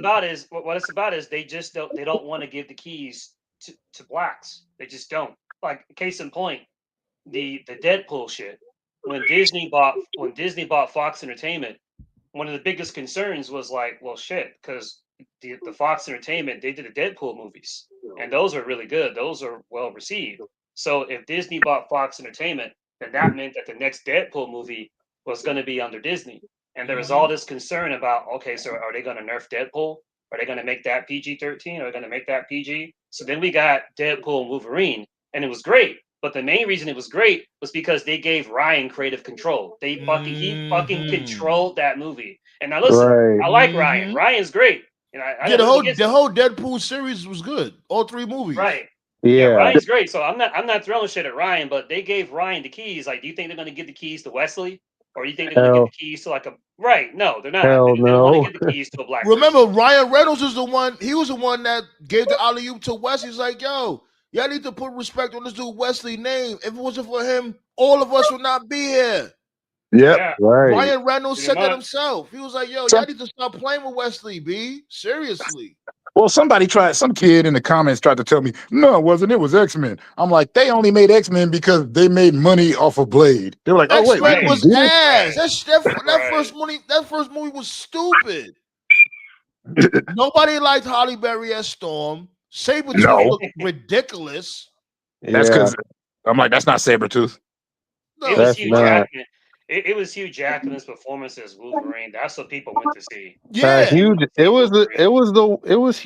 Hugh Jackman as Wolverine is what saved it. That's why they made 3 movies dedicated to him. Right. Right. I've always said this.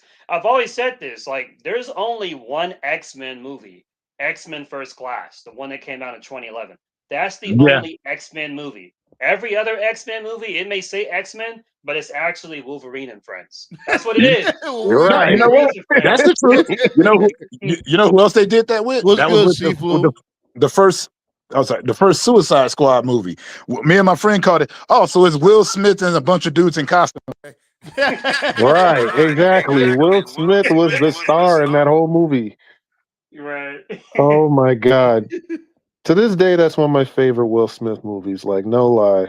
It's funny too because and yeah, like the Suicide Squad movie, like yeah, the first one, yeah, it sucked. It wasn't good. But what's frustrating about it is like the first like 10 minutes of the movie is actually good. Like the scene where he's what's the bounty hunter's name?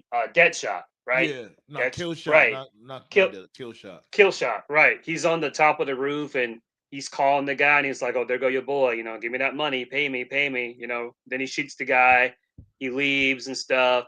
He's with his daughter. He's talking to his daughter. They go into that dark alley. There comes Batman or Bruce Affleck's version of Batman. His daughter's Bruce like, "Daddy, Affleck. don't do it. Don't do it." And he gives himself up. And it's like, okay, I thought that was a nice touch, considering that Bruce's parents were killed, in a dark Yeah. alley and stuff Give him like a that. nice little origin story also. Right, so then Batman puts him in handcuffs. I'm thinking like, okay, like this has my attention, and then it just flips to like all these other people you don't fucking care about. Like, no, go back to Killshot. Like Like if the you're whole losing the plot. like if the whole movie had just been from his perspective, it would have been decent, but it wasn't from his perspective. They advertised it like it was, but then you saw the movie and it's like, wait a minute, this isn't what I paid for. Who the fuck are these people? Before we get back into the wrestling content, right? I would say there's one movie that was long overdue that they should have been came out with. Metal Gear Solid. Snake. They should have been came out with that movie. What you Metal guys Gear. think? Like, what movie y'all think they should have been came out with when it comes to like a video game or like a comic book or something? Metal Gear Solid was one of my favorite games growing up. Still one of my favorite games. Period. To me, that shit crawled so Call of Duty can walk. But yeah, I'm legit. I'm like really old school here. I'm surprised that they never did a Jetsons live action, like with CGI and oh Ooh. technology. Man, yeah, wow, with the tech, Dead bro, ass with the though. You bro, right. with the technology and the AI they have right, now, they could have right. definitely did that. Like I they think did a Jetsons. lot of Flintstone. How much Flintstone movies they did? Like what, 3? Yeah, 3 of them. Yeah, And they Three of never I did them. I one think I Jetsons think movie. That's yeah. interesting.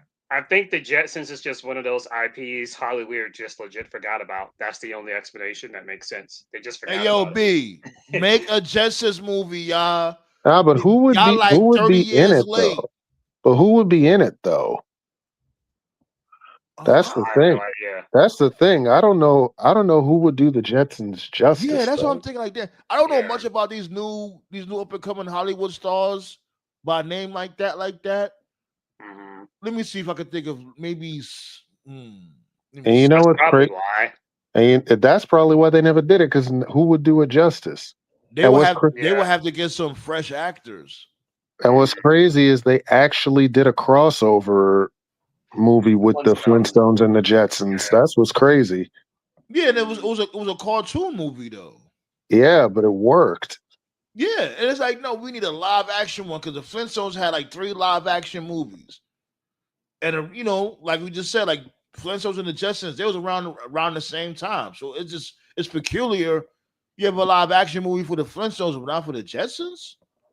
Yeah, but I don't really know who would do it justice though. Like you need like a all-star cast to really hit it.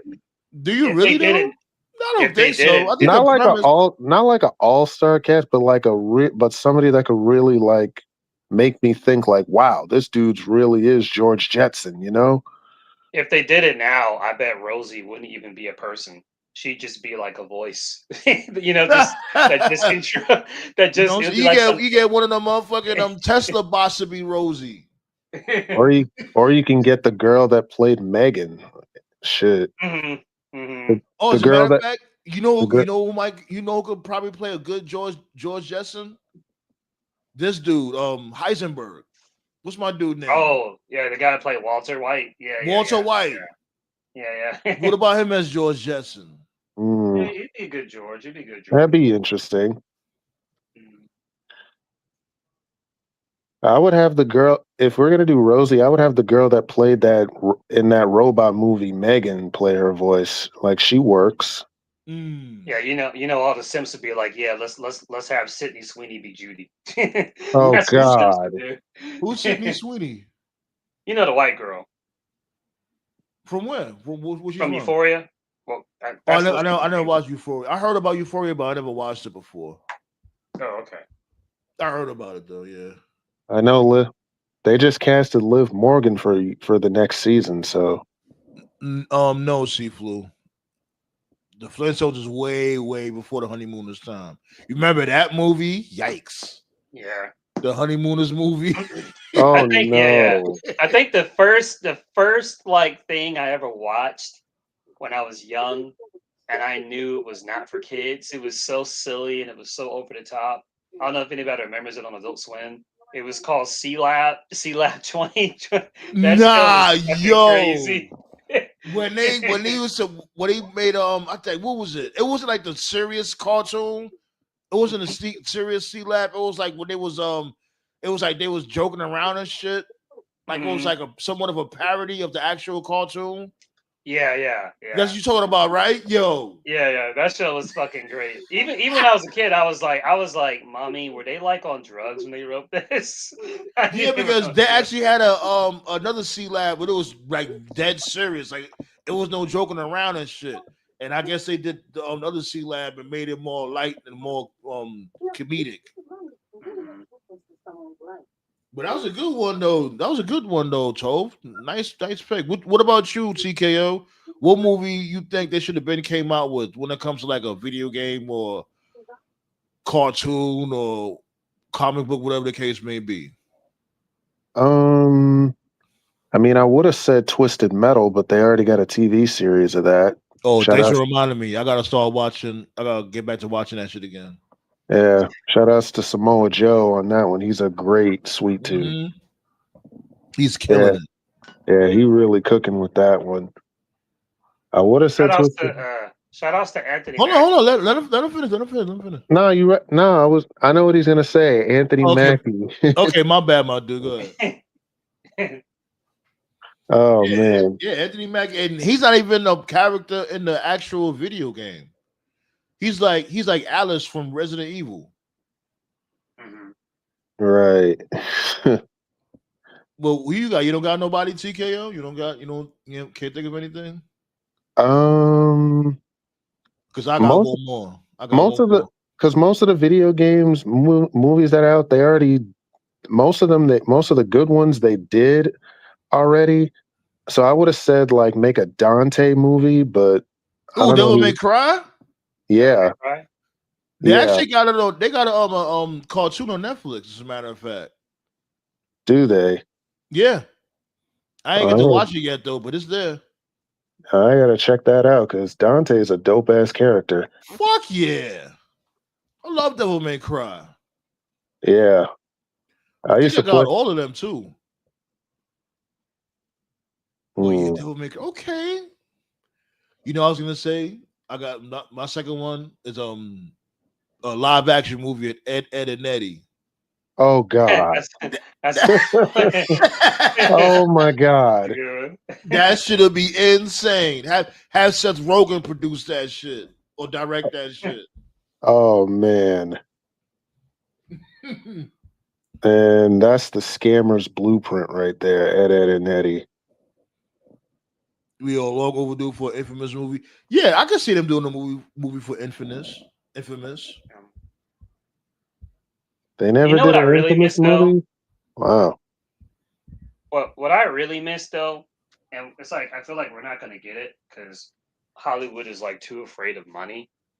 I miss those movies that were just one-offs. You know? Like those what? really good action or thriller movies, no sequel, no prequel, just one and done. Like Scarface or something, or Training Day, right, like Scarface, Training Day, Collateral. Yo, I miss like just speaking of Training Day, you know they came out with a series, a television series, right? Yeah, they did. Unfortunately, I don't know why.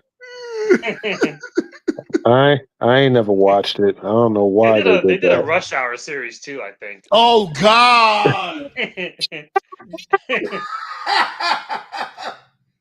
I'm like, Hollywood don't have no shame in their game. I mean, they did a How High too, so I'm like, they never had no shame. Yeah, it's like, come on, B. These motherfuckers, this dude, Lil Yachty, he said himself, he don't even smoke weed. So why are you doing the movie?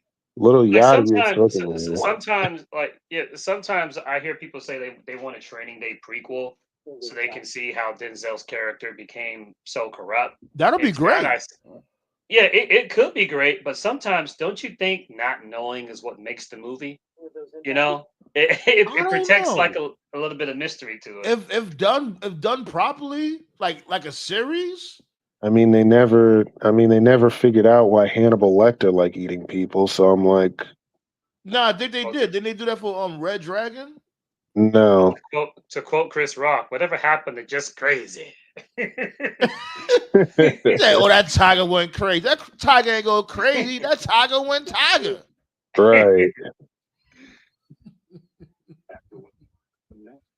We going overtime tonight. We going overtime tonight. We having a great discussion. Hit that thumbs up, y'all. I just noticed Crown Jewels tomorrow, right? Yo, this shit is coming on around my way, 7:00 in the blood cleat morning.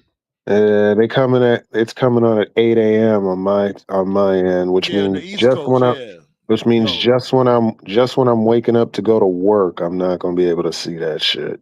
Man. And it's gonna be hard. And it's gonna be and it's calling out tomorrow. That's it. And it's coming out. And Monday Night Raw is gonna be at 8 a.m. on Monday too. Wait, they want us to wake up at what time again? 8 a.m. to watch 5 Yeah, like matches? because remember I'm Central, he's the East Coast, so Okay. it's 7 for me, 8 for him. Okay, well, it's just 5 matches. So, The only match I was interested in was seeing Cena and AJ, but I even still, bro. I actually want to see Stephanie Vaquer and Tiffy fight. I want to see what they got going on. I think the most confusing match here that I'm looking at is I see that they have Bronson facing Roman again Oh in an God, no Australian reminds. street fight, and I'm like, man, you kind of you it's a street fight, so anything goes. So you've kind of put Bronson into a position where he has to win. My So my because thing if is Roman beats him twice, what the fuck is different from a regular street fight? I Just don't because it's in Australia, like what's an Australian street fight? You gonna bring fucking tarantulas in that bitch? know. My thing is like that. Yeah, the kangaroo's going to be a special guest referee. Yeah. My thing was I was saying from before. I'm like, yo, man, like have fun with these damn street fights, man. Why every street fight is the same? It's all the same shit. Whatever happened to y'all fighting in the parking lot? Whatever happened to y'all fighting outside? You I know, would whatever happened to all that fly stuff? I Everything is in the ring with honestly kendo sticks. honestly I think this match would have made more sense if it was like a stretcher match or an ambulance match, honestly. Yeah, Because Why did it have to be a hardcore match? Period. I don't think it should have been a hardcore match. It should have just been a straight up match. I think they're they being already did protective. it the first time. That's why. Yeah. I think they're being protective of Roman, which is fine. I mean, he still has not suffered a pinfall loss since Cody beat him. So I guess they're being pick and choosy on who they want to pin him. But I'm just like, man, you already beat Bronson once. You're doing a rematch. It's no DQ. You're in his home. I mean, give Bronson something. But Give him if they're something. worried about Roman getting pinned, that's why I suggest the ambulance match. Roman doesn't get pinned, and it's still a win for Bronson. Like it's Nah, still but you gotta think of it like this though, my dude. Him getting stretched off into the back of the ambulance van, that would make Roman look crazy. he That's already got that's like stretchered out. He that's like the already got ultimate stretchered pack out. up. The dude already got stretchered out the last time he fought Bronson. What else would be new? You know what? You all right. You right. You right. You right. In He did fact, get packed up. this ain't the first time Roman got stretchered. And shout outs to Braun Strowman for calling this out too. Like Roman got stretchered out because of Braun too. Yo, did this dude? Yo, Paul Heyman is a mess. Then he said, "I didn't even know you were still alive." I'm like, Jesus, Heyman, Jesus, savage. word. Like you didn't notice Braun Strowman has his own commercials now, and the fact that He too busy. he packed up Roman Reigns like multiple times back Yo, then. So like, shout outs to Braun. He's smart too because he paid for the ass to come on during WWE shows. He's like, I'm gonna get every little bit of that contract Yeah, out. he's right? smart. That's an investment. Why not, man? And he's still going to get ratings for this food show he's got because people like food shows. I know I do. So, wait, hold on. Seaflu, you think the Lethal Weapon TV show was terrible? Nah, I liked it. I say this though, Damon Wayans and that dude that played Rig, they ain't get along. They couldn't stand each other back behind the scenes. Oh, That But sucks. I liked it. I liked it on the show. what's But that? the dude was a Seafood. nuisance. The dude that played Riggs, he was like a nuisance.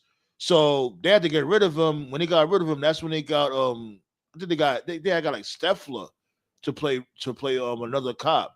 I think it was Steffler from American Pie. They got him to be up in that shit. Wow. What's that? Seafood was talking about just incredible. What happened to him? Just Incredible ain't shit. Yeah, yo, this dude he was just in what you gonna call it? Memphis wrestling and shit. He looks crazy, yo. What, is he out of shape or he look like What? Shit. He makes fucking Bash and Booger look like fucking Lex Luger in his prime. Oh yeah, you talked about Just Incredible. Yeah, and fuck him because he's a fucking piece of shit, a scamming piece of shit. And you know, people be trying to help him, like, yo, we really want to help. You know, like they'll send him money or whatever. All he'll do is just run off with the damn money. To try You to, know what though? and the other thing too, like it was when Maven he had came through and interviewed him and shit, and he was talking about like, yo, people saying that you run over people money, you're not showing up for events and shit, yada yada yada, and of course he was downplaying everything, and he's basically not admitting to nothing. And then I think after the interview, he asked Maven for money, allegedly. Yeah. You know what though? I kind of knew there was something wrong with him when I knew something was up when even Lance Storm didn't mess with him. What's good, Gerard? You know what I mean? Oh, Lance Storm had left him alone too? Yeah, Lance Storm left him alone. So that for me was a gigantic red flag. Damn, and they used to be tag team partners. That's wild. And nobody He's really a talks fucking bad about him. He's a money grubbing leech, man. Like Lance Storm doesn't really say nothing about nobody. So I knew that when he wasn't messing with him, I knew something was up. Yeah, it's like, like when it comes to people like them, they gotta help themselves before you help them, because all they're gonna do is take advantage of you. They're gonna keep sucking you dry, pause, and bring you like, nah, the fuck out of here. And bring you down. Yeah. Like, who got time for that shit, B? You over here scamming, no showing the shows. Like he had did this one, he had sent out this one tweet saying that he needed money for a hotel room, and come on, B. Get a job. The fuck, man. Well, who are you to be no showing shows? You ain't. Yo, he looks crazy. Yeah.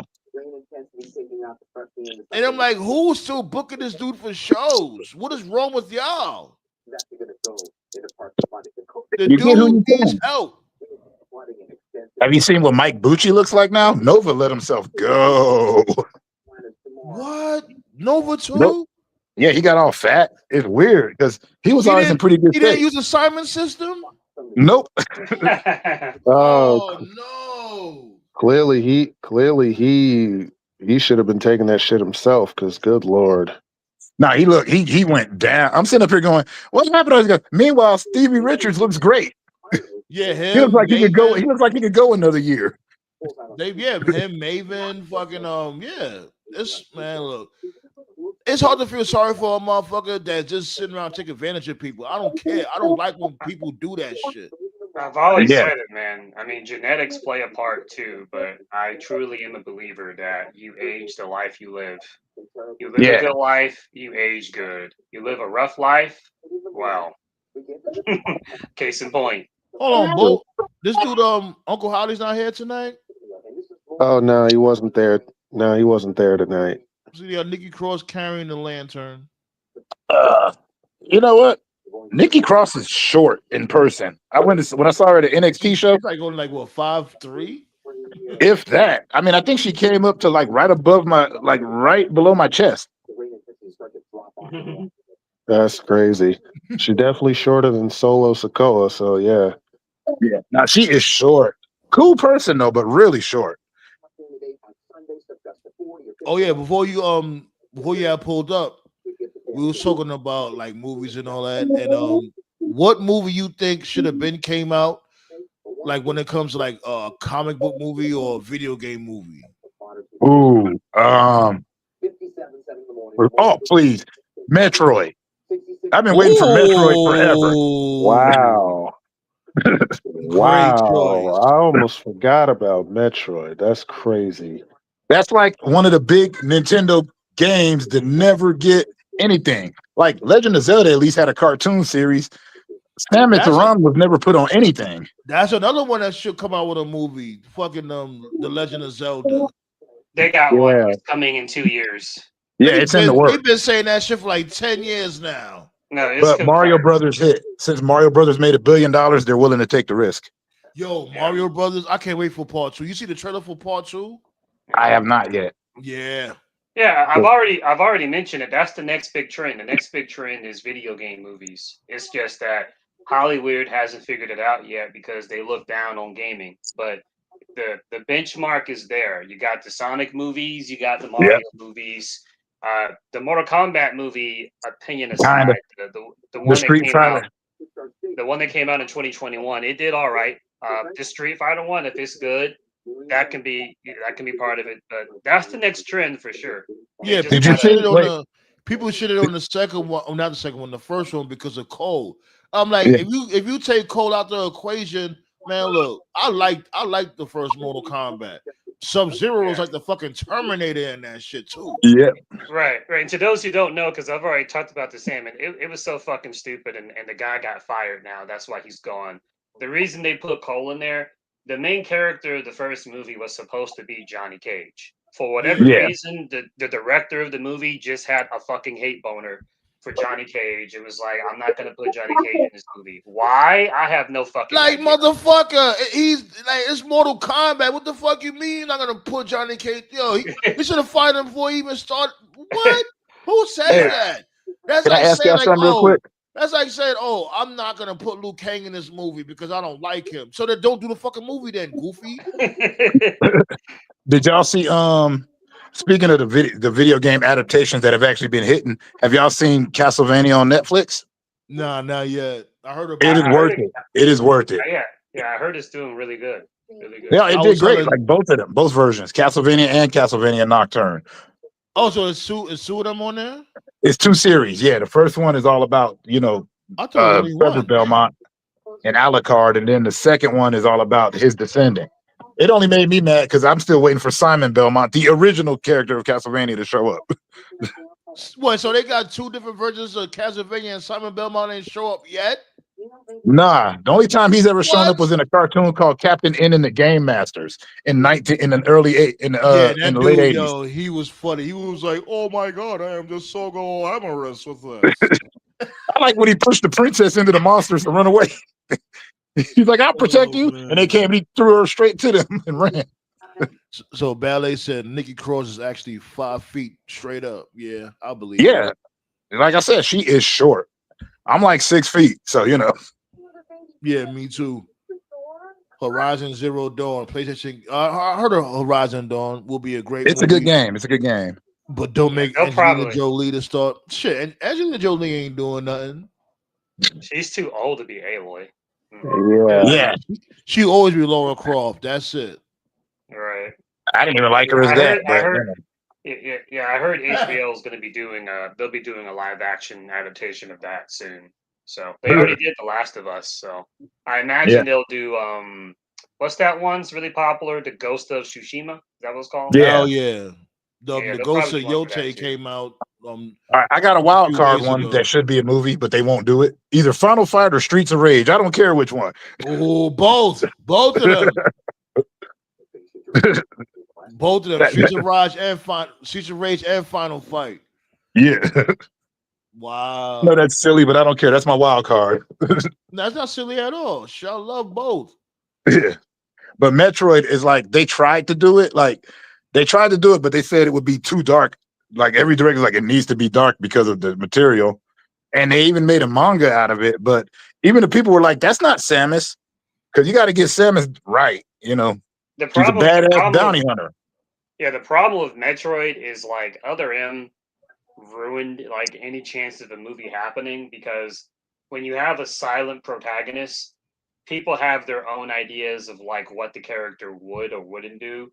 So with Other M, they had Samus talk, and she was just saying a lot of out of pocket shit that people just thought wasn't Samus, but nothing had ever been officially canonized as what she would or wouldn't. You know what I mean? It's difficult. Yeah, exactly. It's Not a lot of people even. not a lot of people even knew Samus was even a woman. So yeah. Right. Yeah, like you had to, because remember they didn't even show it in Nintendo Power at first. Like you actually, why you had to end the game? I forgot you had to finish. You had to beat the game really fast. Yeah, like you had to beat it real fast, and that's in a certain amount of time. Yeah, and that's when it'll be revealed that she's actually a woman, and if you beat the game faster, she's in a bikini. Yeah. And it's like, okay, now if I beat the game in less time, what's she gonna be butt ass naked? They're still trying to find like the right balance, and I don't know if they ever will. Like, there's a very infamous scene in Other M where Samus sees Ridley again, and when she sees Ridley, she goes into like full PTSD panic mode, and she's like crying because Ridley killed her parents and stuff. So she's like, Ridley? But if you watch that same scene from a continuity standpoint, it's like Samus, you've killed this guy like 3 times. Like, why are you Exactly. There's no. What's she getting PTSD from? Constantly killing it, like you. But the reason why, but you know what, they could get away with it because you know that's what saved Judge Dredd. Because the reason why the original movie with Sylvester Stallone sucked is because they broke the only rule that Judge Dredd had: you're never supposed to see his face, and they thought that wouldn't work, but they did it with Carl Urban, and it worked. Now the one with Carl Urban, I like that one. That was the better one because they kept the continuity. You weren't ever like you're never supposed to see what Judge Dredd looks like. And Only skin you see is his jaw. And the Sylvester Stallone Judge Dredd, it was just too like goofy. It was a Hollywood movie. Yeah, it was too goofy. The Carl Urban one was more serious. People just have nostalgia for Sylvester, and that's fine. But I agree, the Carl one was better. Now, Demolition Man, that one was pretty good. I like Demolition. You know what? No Demolition Man slander will be tolerated. I actually got a guilty pleasure for the Sylvester Stallone one. I won't sit there and say I won't watch it. I'll watch it just for the fuck of it, you know. But take it serious, I assume you guys are in my age group. So yeah, I'll fire up classic Arnold movies too. I'll watch some Conan. I'll watch some freaking Predator. Oh hell yeah! Get to the chopper. Exactly. Yeah, the best Arnold movie. It wasn't reviewed well at the time, but over the years, it's now a cult classic. The reason Last it wasn't Action Hero. Well, that one, right? Last Action Hero. Last Action Hero was great. That movie was ahead of its time. It was complete satire. Speaking of Mortal Kombat, remember Shorty that was in there? She was Sonya. Remember? Yeah. Chick does in Last Action Hero. Yeah, right. Bridget, I think. Bridget something. Yeah, Bridget. Yeah. Satire movies were like not a thing then. If Last Action Hero had been made like a decade later, because by then, I think when Last Action Hero came out, I think it was 91 or 92. Yeah, action movies were still in their prime. They weren't ready to be poked fun at yet. Yeah. If it had come like a decade later, like when Scary Movie was a thing, it would have made like millions. You know, they would have called it the perfect deconstruction. They would have said, "This is the perfect deconstruction of action heroes." Yeah. Things ahead of their time always happen like that. ECW was ahead of its time. My favorite scene from Last Action Hero was one of my favorite scenes in any movie when they walk into the police station and then the guy that played the Terminator from Terminator 2, the T-1000, he walks like right past them. He walks like right past them. You know what I like? The shit that I liked was that how they played with the motherfuckers. You thought he was a good guy. Remember, because we just coming off of Terminator 1. We still thinking Arnold Schwarzenegger was the bad guy. Remember when the movie first started, when this dude was Robert Patrick, the T-1000, he was looking for other Terminator. We thought he was a good guy. And how the roles got reversed. Like, oh, he's actually the bad guy. Oh wow. Well, they told you that. They told you that pretty quick. They told you that pretty quick too, because remember, you see Arnold show up. He did the usual "give me your clothes" and all that. He shows up. First guy that comes in, he just shanks him. Nah. Remember, at first it wasn't like that. At first, we still off that high of the first Terminator. We still thinking Arnold Schwarzenegger was a bad guy at first. I thought they were both bad guys. I thought they were both bad guys because, like I said, after the first one, I thought he was a bad guy. And the T-1000, when I saw him shank the guy, I'm like, oh, okay, they must be working together. John got it bad. No, because remember, he was looking for wasn't he looking for this dude? What's it called? Arnold Schwarzenegger? He was looking for John Connor, but so was the T-1000. Yeah, matter of fact, you're right. Yeah, he was looking for John Connor also. Okay, excuse me. They both were. That's right, and that's why I always tell people the best heel of all time in movies is the T-800 because he was so good at being a heel, they had to bring him back as a face in the sequel. He came back as a sequel. He came back as a face because he was so badass as a heel. It's like, man, we can't boo you. We got to make you a face. According to my fantasy, though, in my head, that's only because they never made Demolition Man Part 2 with an android Simon Phoenix. I ain't gonna hold you. To me, no, that's not Bridget Nielsen. It's another Bridget. I forgot her name though, Ballet. Not Red it's Bridget. He was in the comedies too. Forgot her name. TKO. Now, I was just gonna say, like, Terminator 2, when they started doing like when the robot just turned into the liquid form, and then it just like slid under. Yeah. Yeah, that was Yeah. my shit though. I thought Everybody ahead of tried his to run time. like that. In my neighborhood, everybody tried to run like the T-1000. We all Hell did yeah, that. that was his shit though. Hell yeah, this dude like, man. I thought that was like the dopest shit ever. Like, and then Busta Rhymes incorporated it in one of his videos. I'm like, oh shit. Yep. Him I and mean, Janet it Jackson. holds up. Yep. It still holds up to this day. Like you can show Terminator 2 to like a kid, and they'll enjoy it. It's like it's up there for like one of the best sequels ever made. Yeah, it is literally one of the best sequels ever made. That and Aliens are one of the, you know what I mean? Those are two of the best sequels ever made, all by the same guy. Like when I ain't gonna lie, me as a kid watching the first Terminator, I was legitimately scared of the Terminator. Like this fucking big ass white dude just going around murking shit. He said, Sarah Connor. She said, yes. Blah! I'm like, oh, holy shit. Like me as a kid looking at that, I'm like, yo, what happened? Oh, you forgot the other scene too when he's getting the guns out of the gun store and he's loading up the shotgun, and the guy's like, "You can't do that." Wrong. I got a good one, man. I got a good one. I should have mentioned this weeks ago since we were doing horror theme. We may be out of time, but I gotta ask you, say, man, y'all, you remember Juice, right? Really? Yep. Of course. Right. Would you consider Juice to be a horror? Yes. Yeah. Yes. Okay. That shit turned into a horror film out of nowhere. As soon as Bishop got that gun, shit turned up real quick. You would put Bishop in a horror list of horror characters. Do you think Bishop should be in there? He's the villain. Yeah, he's a horror villain. He turned and we got so like I got lots of gangster friends. I ain't never been afraid of them like I was of Bishop. Because the thing is with Bishop, it was more than the gun. It was the mind trip. The coldness of it. Like how he spoke to motherfuckers like, yo, he got into your head. That's what made Bishop crazy. Well, remember when he's like, last time you called me that, I was tripping, but you know what? I am crazy. And he wasn't shit. He's like, and you know I what? ain't shit. And when I feel like you ain't shit, ow. That's how it's gonna be. Yeah.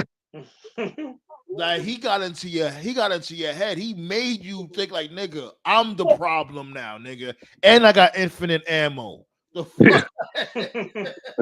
And I got everybody thinking that I'm scared of you. So remember, he manipulated everybody. A guy that can manipulate you, that can play mind games and has unlimited ammo on your ass. How do you fight somebody like that? Y'all both on the same block. Where you gonna go? Exactly. Exactly. Like you got limited options. Like I know where you live, motherfucker, so I could get you anytime. Yo, that dude Bishop turned Q into a scholar. He started going to school. He ain't never went to school before. Well, hell, they got him to lie to the police. And then when everything went down, remember Bishop had everybody thinking that Q was the crazy one. Yeah. Man. Like that's some master manipulation there. And it wasn't even like it was over the course of a month or a year. This happened in a couple of days. Yeah, I'm telling you. That shit was going on for like, well, that shit was like a weekend. It's like, what? And it's the like, greatest bad guy of all time was Ivan Drago. Yeah, he said Drago was he was one of them of all time. Nah, he ain't the greatest because he wasn't really a bad guy. He was just a fighter. He's got one of the greatest quotes. If he dies, he dies. But I will say this though. That's the only reason I hated Creed Part 2. That movie should have been called Drago because in my head that dude whooped Creed's ass. There was Creed was getting his ass whipped through most of the damn movie in Part 2. Tell you the truth. I think he was Superman. I think Drago killing Apollo is like one of the better squash matches in the movie. Yeah, squash matches do happen in movies. That happened. I don't know. Nobody expected that shit, and it was an exhibition match. Right. You didn't expect that shit to happen. That was amazing. That nigga up. Right, Drago killing Apollo was like the equivalent of like watching an episode of Superstars and like Hogan getting killed by Zeus. Right? Like that shit just wouldn't happen, but it It's just like, no, it's just a what? Wait, no, this doesn't feel right. Oh man. Man, classic. But you know what? I do got this question to ask y'all because nobody's been able to answer me, and I even asked on TikTok and YouTube. Y'all remember the original Punisher, right? Speaking of Drago, Well, with this dude Dolph Lundgren, yeah, he was the first Punisher. it was okay. People give it a bad rap. No, I love the movie. It was I only got alright. one It was question. cool. I only got one question for that whole movie. I enjoyed the movie, unlike most people, because I saw it as a kid and I keep the nostalgia. But even as a kid and as an adult, the only thing I could never understand is why the hell was he sitting butt naked in the sewers between kills? Like he'd sit on his knees in the sewer butt naked. Talk about sometimes I talk to God and ask him if what I'm doing is right. And until I get an answer, I'll keep doing what I do. I'm like, you don't got to be naked to ask this question. Put your clothes on. Seaflu says, who was crazier, Bishop or O-Dog? That's hard. I'm gonna go O-Dog only because you yeah, they're both crazy and they're both evil. That's actually a really good question. Yeah, they're Well, both O-Dog was a crazy and wild child with morals. Yeah, O-Dog was a wild child.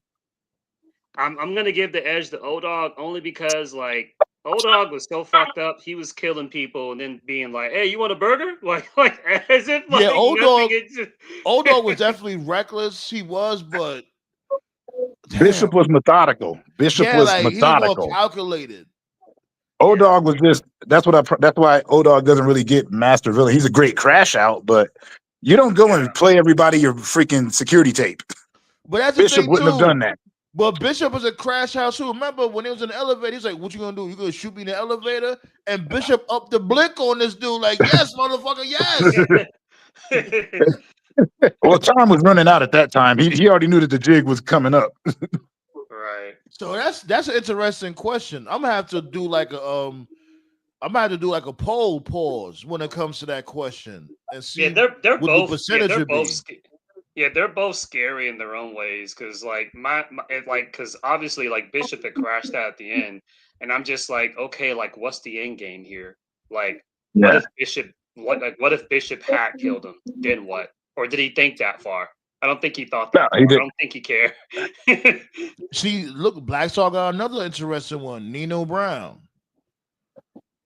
Only thing I have against Nino Brown to this day is that I cannot ever believe in my heart of hearts that Wesley Snipes got beat up by Ice-T. I don't care how you put it. Yeah, that you do got a point with that one. You know, Wesley Snipes will beat the shit out that dude Ice-T. Let's really be real. Yeah, Wesley Snipes with a passenger 57 Ice-T.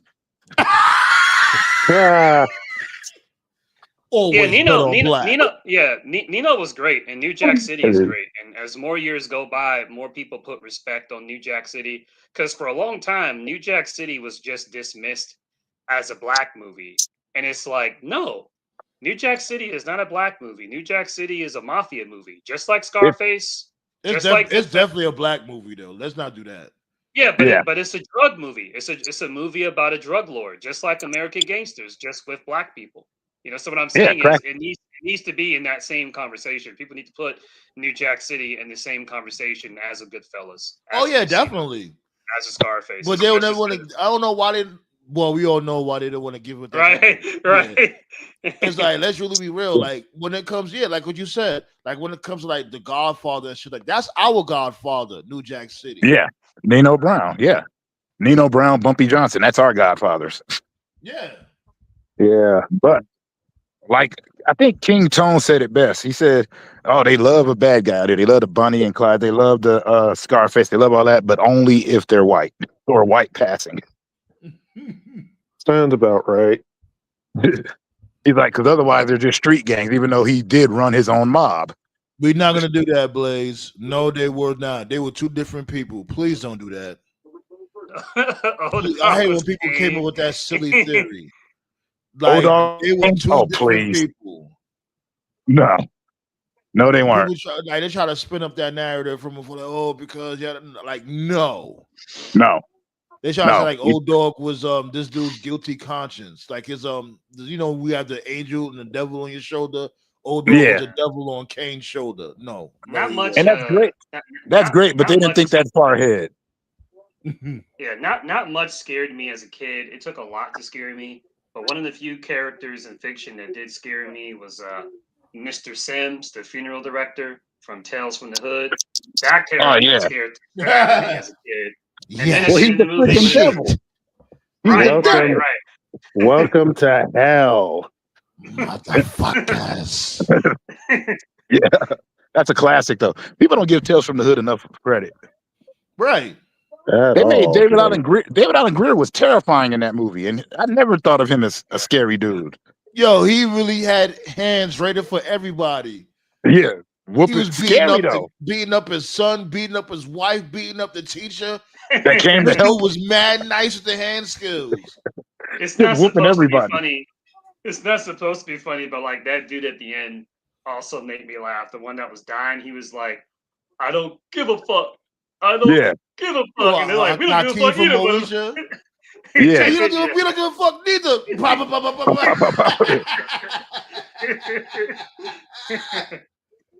Horror History Month. Love me some horror. Oh man. Welcome to hell. Imagine the breath. No funeral home. When he said hell, it was mad halitosis coming out that H. My problem with the movie was I was sitting up here like, let me get this straight. You mean to tell me that we came to pick up 3 coffins worth of coke? Yeah, the shit. You hit all. You apparently you had that much coke that it needed to fit in these coffins. We're not talking a couple of keys here. My thing is, how the fuck was they? How was they gonna leave with all that? Like, you know what I mean? Yeah. Like How y'all was they gonna should work? have. You don't have a truck parked outside of nothing. They never were at all.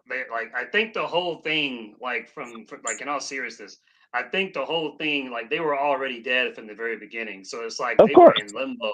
Yeah, they were in limbo. So I'm guessing There's if they ways had to just stay. been right. So I'm You don't guessing need to if they find just- out. Right. So I think if they had just been like, if either one of them had just been like, you know what, I'm good, I don't want this, and one of them just left the house, I'm gonna assume the guy would have just went to heaven or something. I don't know, but Nah, they wasn't going to heaven. He wasn't going to heaven. yeah, but basically every story was like the devil giving them a chance to leave, but they just went deeper and deeper and deeper, and it was over by the end. Yeah, like basically going through the different what's that? The rings of hell, or whatever they call it. Yeah, the different rings. Yeah, the different circles of hell. Like the deeper they went, the harder it was for them to escape. Shit like that. Yeah. We getting biblical. Funny thing about Tales from the Hood, that's the guy that directed that movie was also the teacher in there that was getting beat up. He was in Fear of a Black Hat, and he directed. As a matter of fact, yeah, he's a director. Rusty Good Gundy. point. Yeah. The light skinned dude, the same goofball that was a teacher.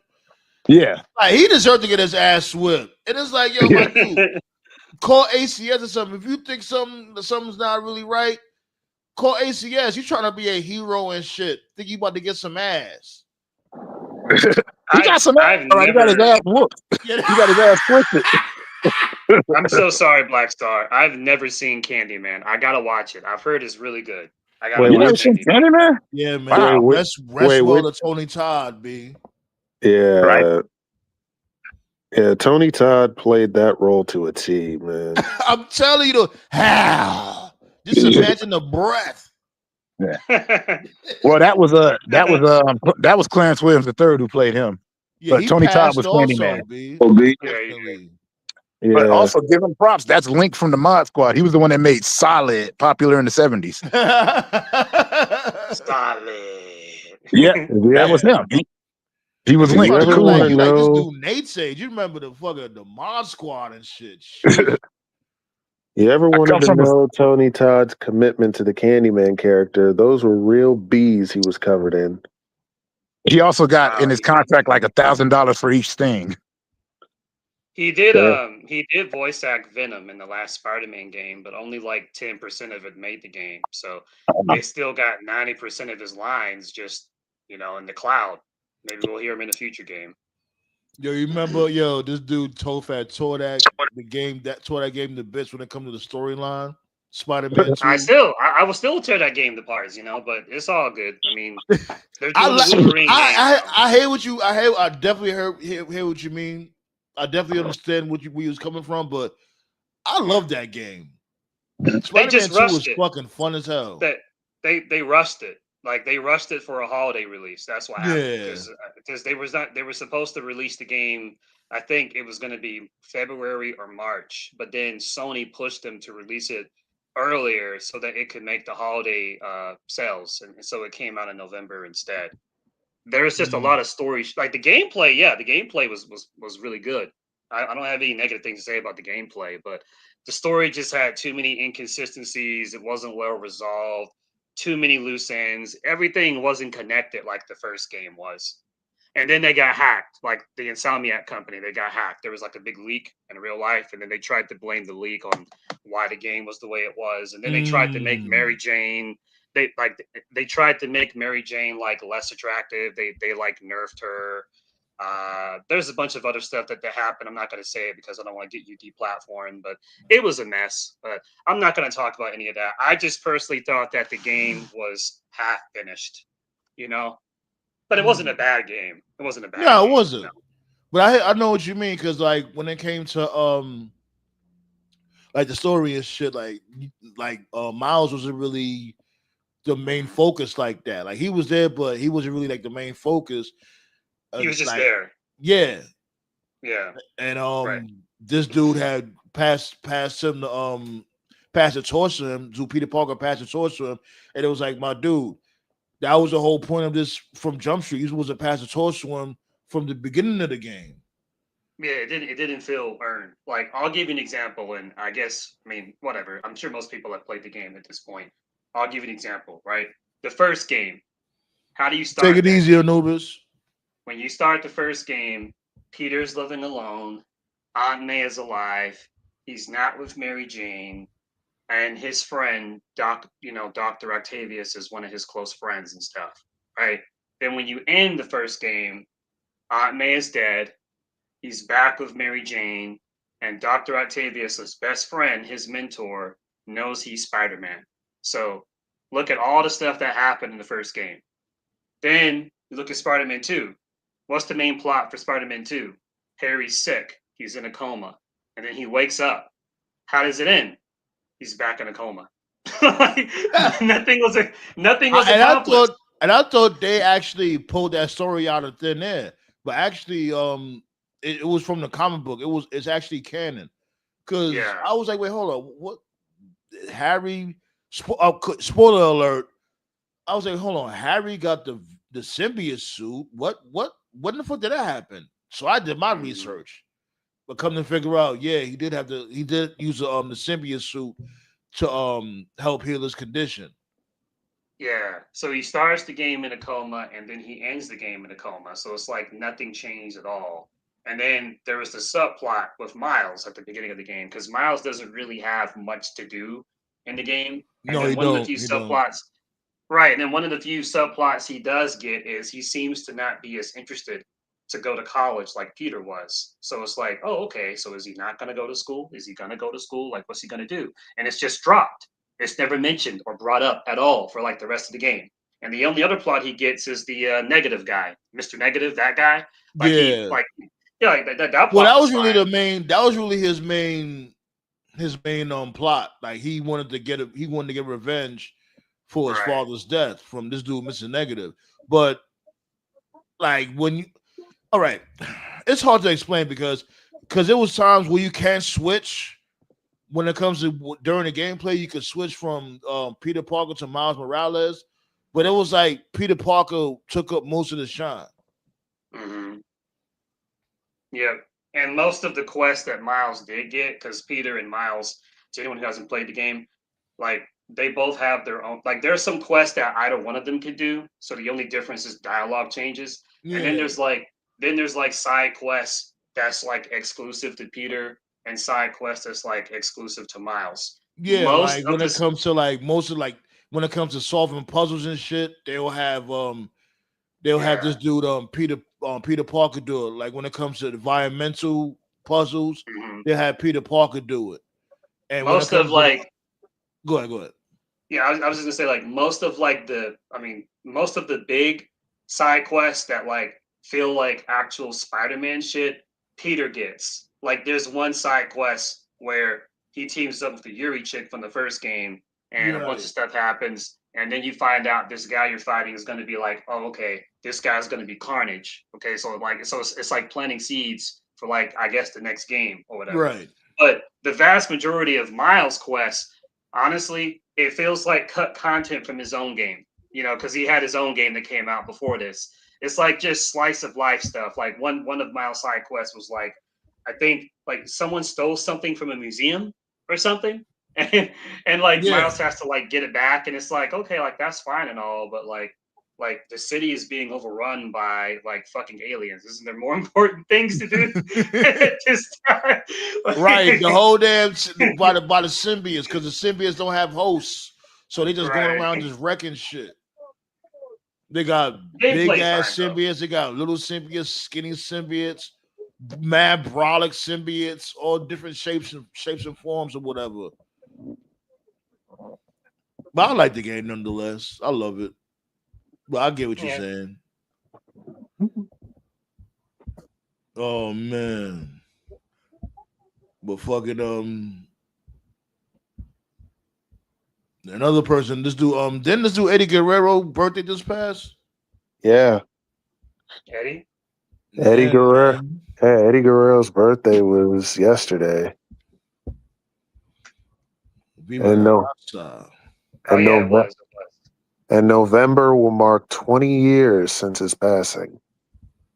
Mhm. Wow. It's been a full 2 decades, man. It's crazy because to me it really don't even feel like it. It's still surreal in a way, like I still remember that day like it was yesterday, bro. Like yeah. I heard Eddie's passing on the news, and then when I went to school the next day, most of the kids in my class were not wrestling fans, but when I tell you it was the mood in my classroom was dropped. Even people who didn't watch wrestling knew who Eddie Guerrero was. Yeah, man. Eddie was a legitimate star, B. Eddie was a legitimate star, B.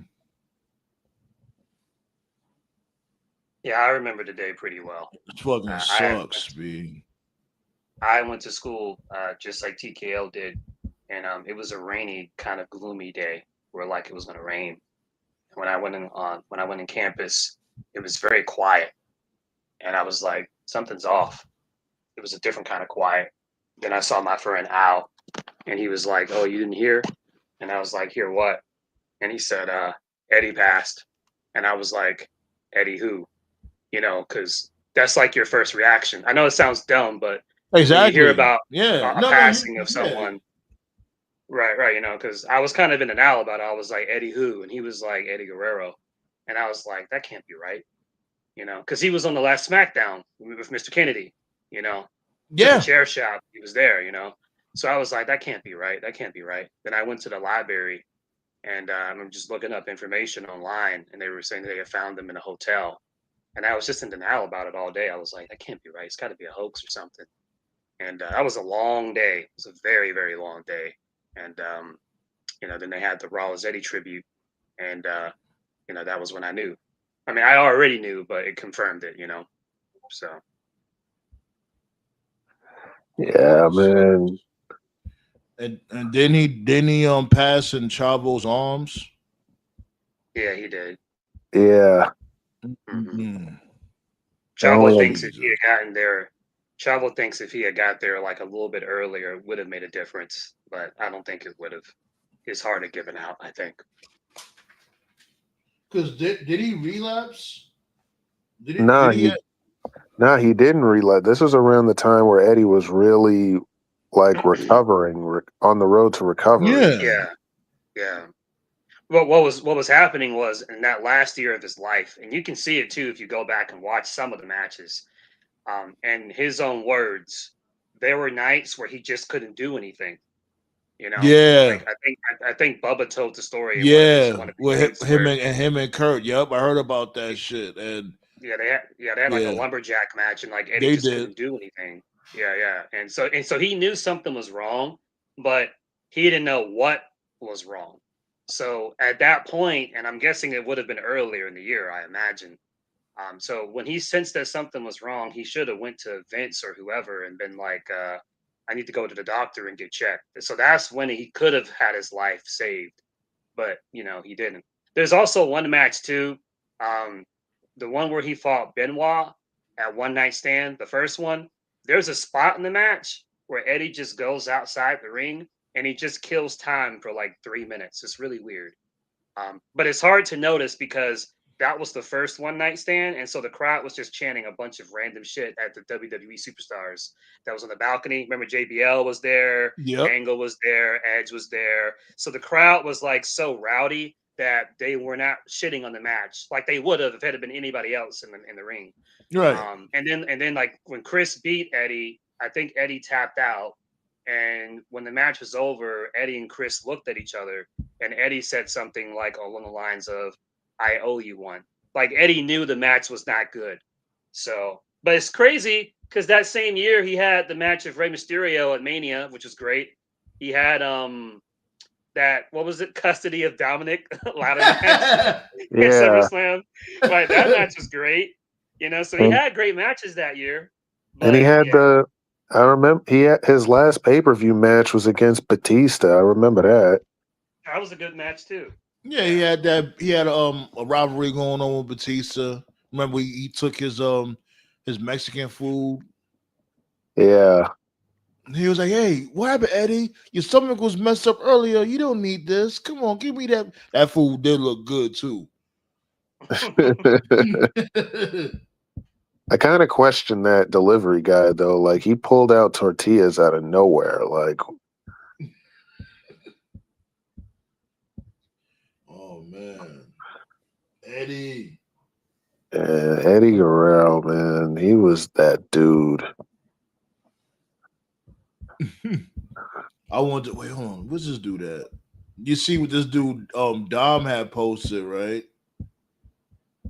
What, the happy birthday, Eddie? Or what is Bro, I'm telling you, WWE, turn him into Dominic Guerrero. It will work. I'm about to pull it up right now on the highly expensive Counciltron. He already looks like Eddie from WCW days. It will work. My dude Dom just gets it, B. Oh my God. Right. Yeah, I remember that, man. Happy birthday, Poppy. Yo, turn him into Dominic Guerrero, man. It will work. AI, that has to be AI. AI come. No matter of fact, is that no? That's not AI, is it? That's what's scary, right? You can't tell the difference anymore. Right. You can't tell. Right. You can't tell the difference. That's probably. Like wow. I mean, I don't know. I don't think that's AI because Dom definitely knew Eddie his whole life. So Yeah. But yeah, this AI shit is dangerous though. But I don't think that is. I think once Dom turns face, they should just give him Eddie's gimmick from 2000. Remember when he was with China, where he had the flowers and he was like crawling on his knees, Mama Well, Sita, they was supposed to do it with this bitch Rhea Ripley, but they didn't want to go all the way with it. Yeah, they didn't.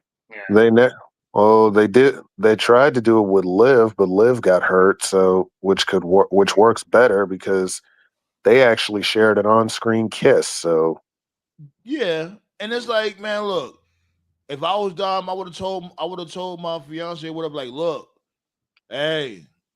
Apparently, in his words, apparently in Dom's eyes, his wife is cool with it. So as long it was Rhea. Yeah. That's why I'm not really big. That's why I'm not really big on Rhea because it's like it's a work. Like she tries to present herself like she's this freak. Like you basic. I can tell you're basic. Like no, it's the chicks that show off the most. No, I'm just saying. It's the chicks that. Don't tread that JD heat. Now, remember what JD said about Alexa Bliss. Oh God, here we go. Don't go there.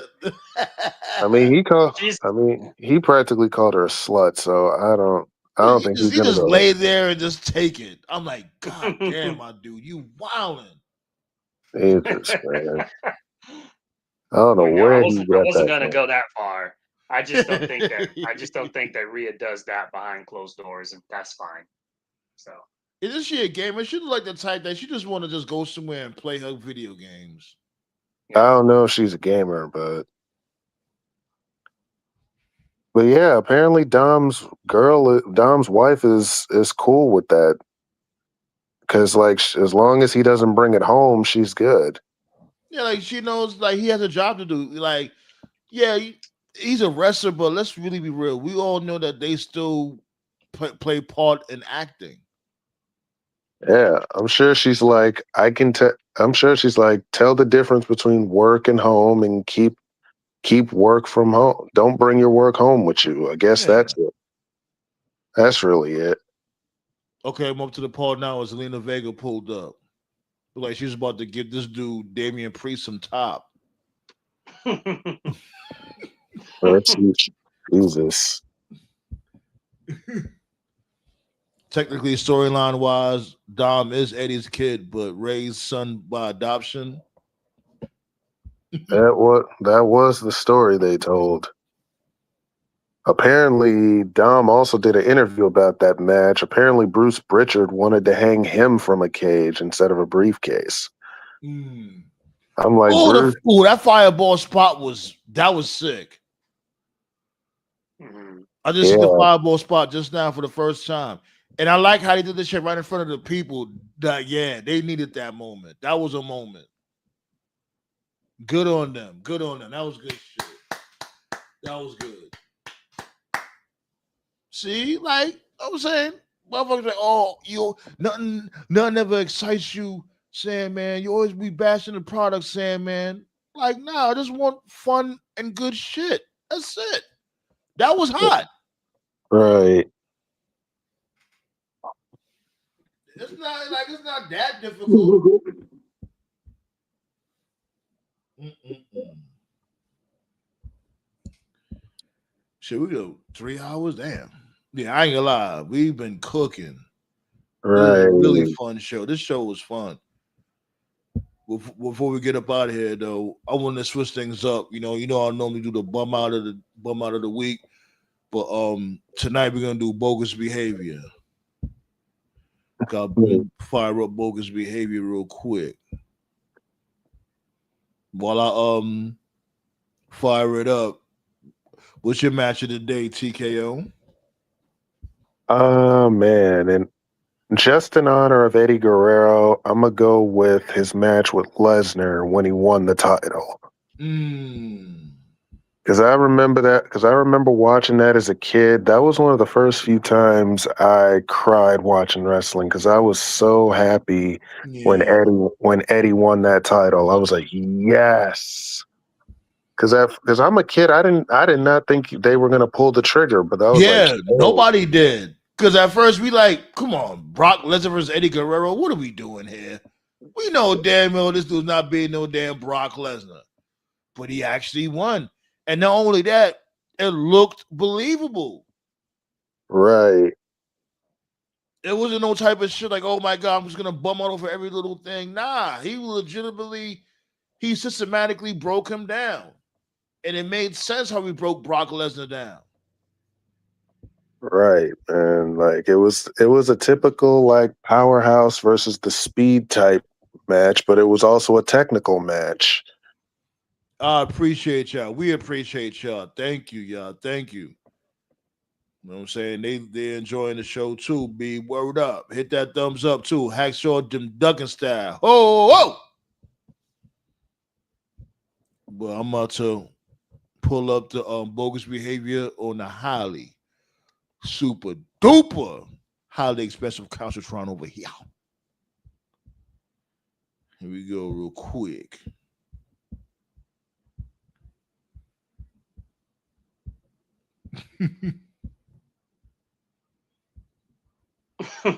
What the hell? This dude was on top of a scaffold. Oh no.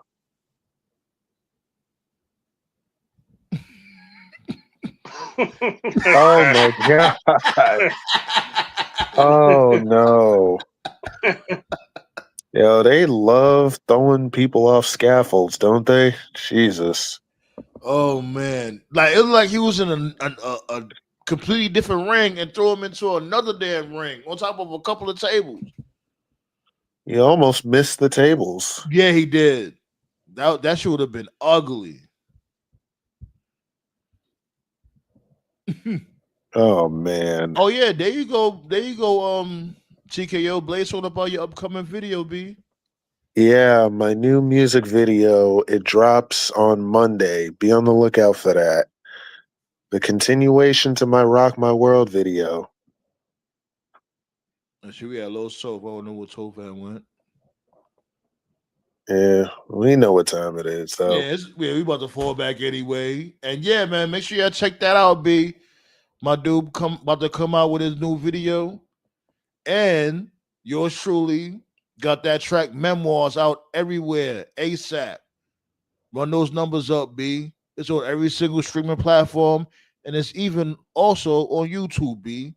All you gotta do is type in L.R. the Sandman, Memoirs, and it's right there.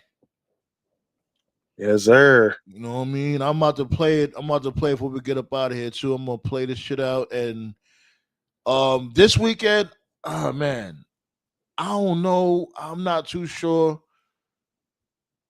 Especially when it comes to Bound for Glory. Because I do want to do a watch party for Bound for Glory. We'll see what happens. Just be on the lookout for that. I'm gonna do some gaming and I'm gonna figure it out. All right. Appreciate y'all. Appreciate you, Blaze, Ballet, my dude Anubis, Black Star, C Flu, my dude Gerard, King Leo, Tati. Oh yeah, B. Much love. If you ain't sub, and if you ain't that thumbs up, don't be a twerp and do all that, B. Quick, fast, in a hurry. Don't even play with it.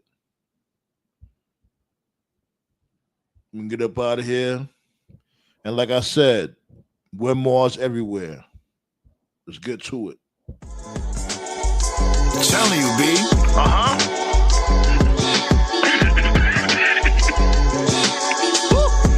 The pressure right there. Memoirs of a nigga from the BX. That's what made me, and I love it. Gotta love it. Not above it. Yup, I love it. Had to do it my way, gotta follow my way. Memoirs of a nigga from the BX. That's what made me, and I love it. Let me go. Not above it. Yup, I love it.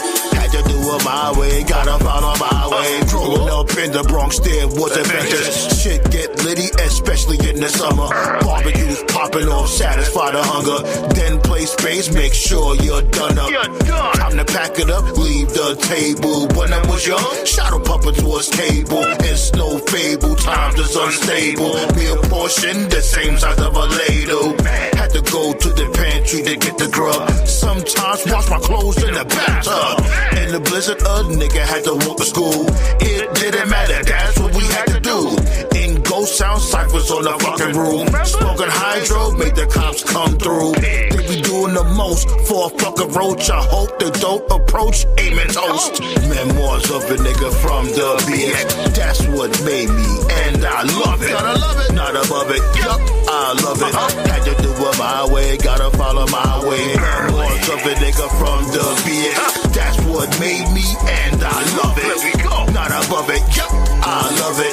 Had to do it my way, gotta follow my way. A nigga got locked cause the spot got raided. They pissed, they got no information. Let us go, your time just got wasted. When they looking mad, you know that's my favorite. Trade dogs roaming, corner stores open. Let me get a bacon, egg, and cheese that's toasted.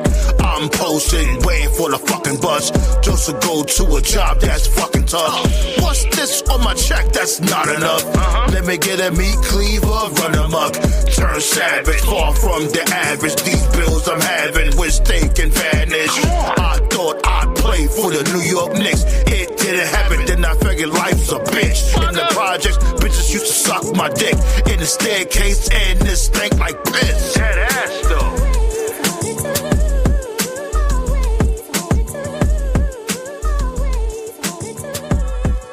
Feel the explosion, burn from fire. I'ma lose it when I tell that nigga turn it up. Nobody in here have an empty cup. Better run and escape and go pray. I'm a human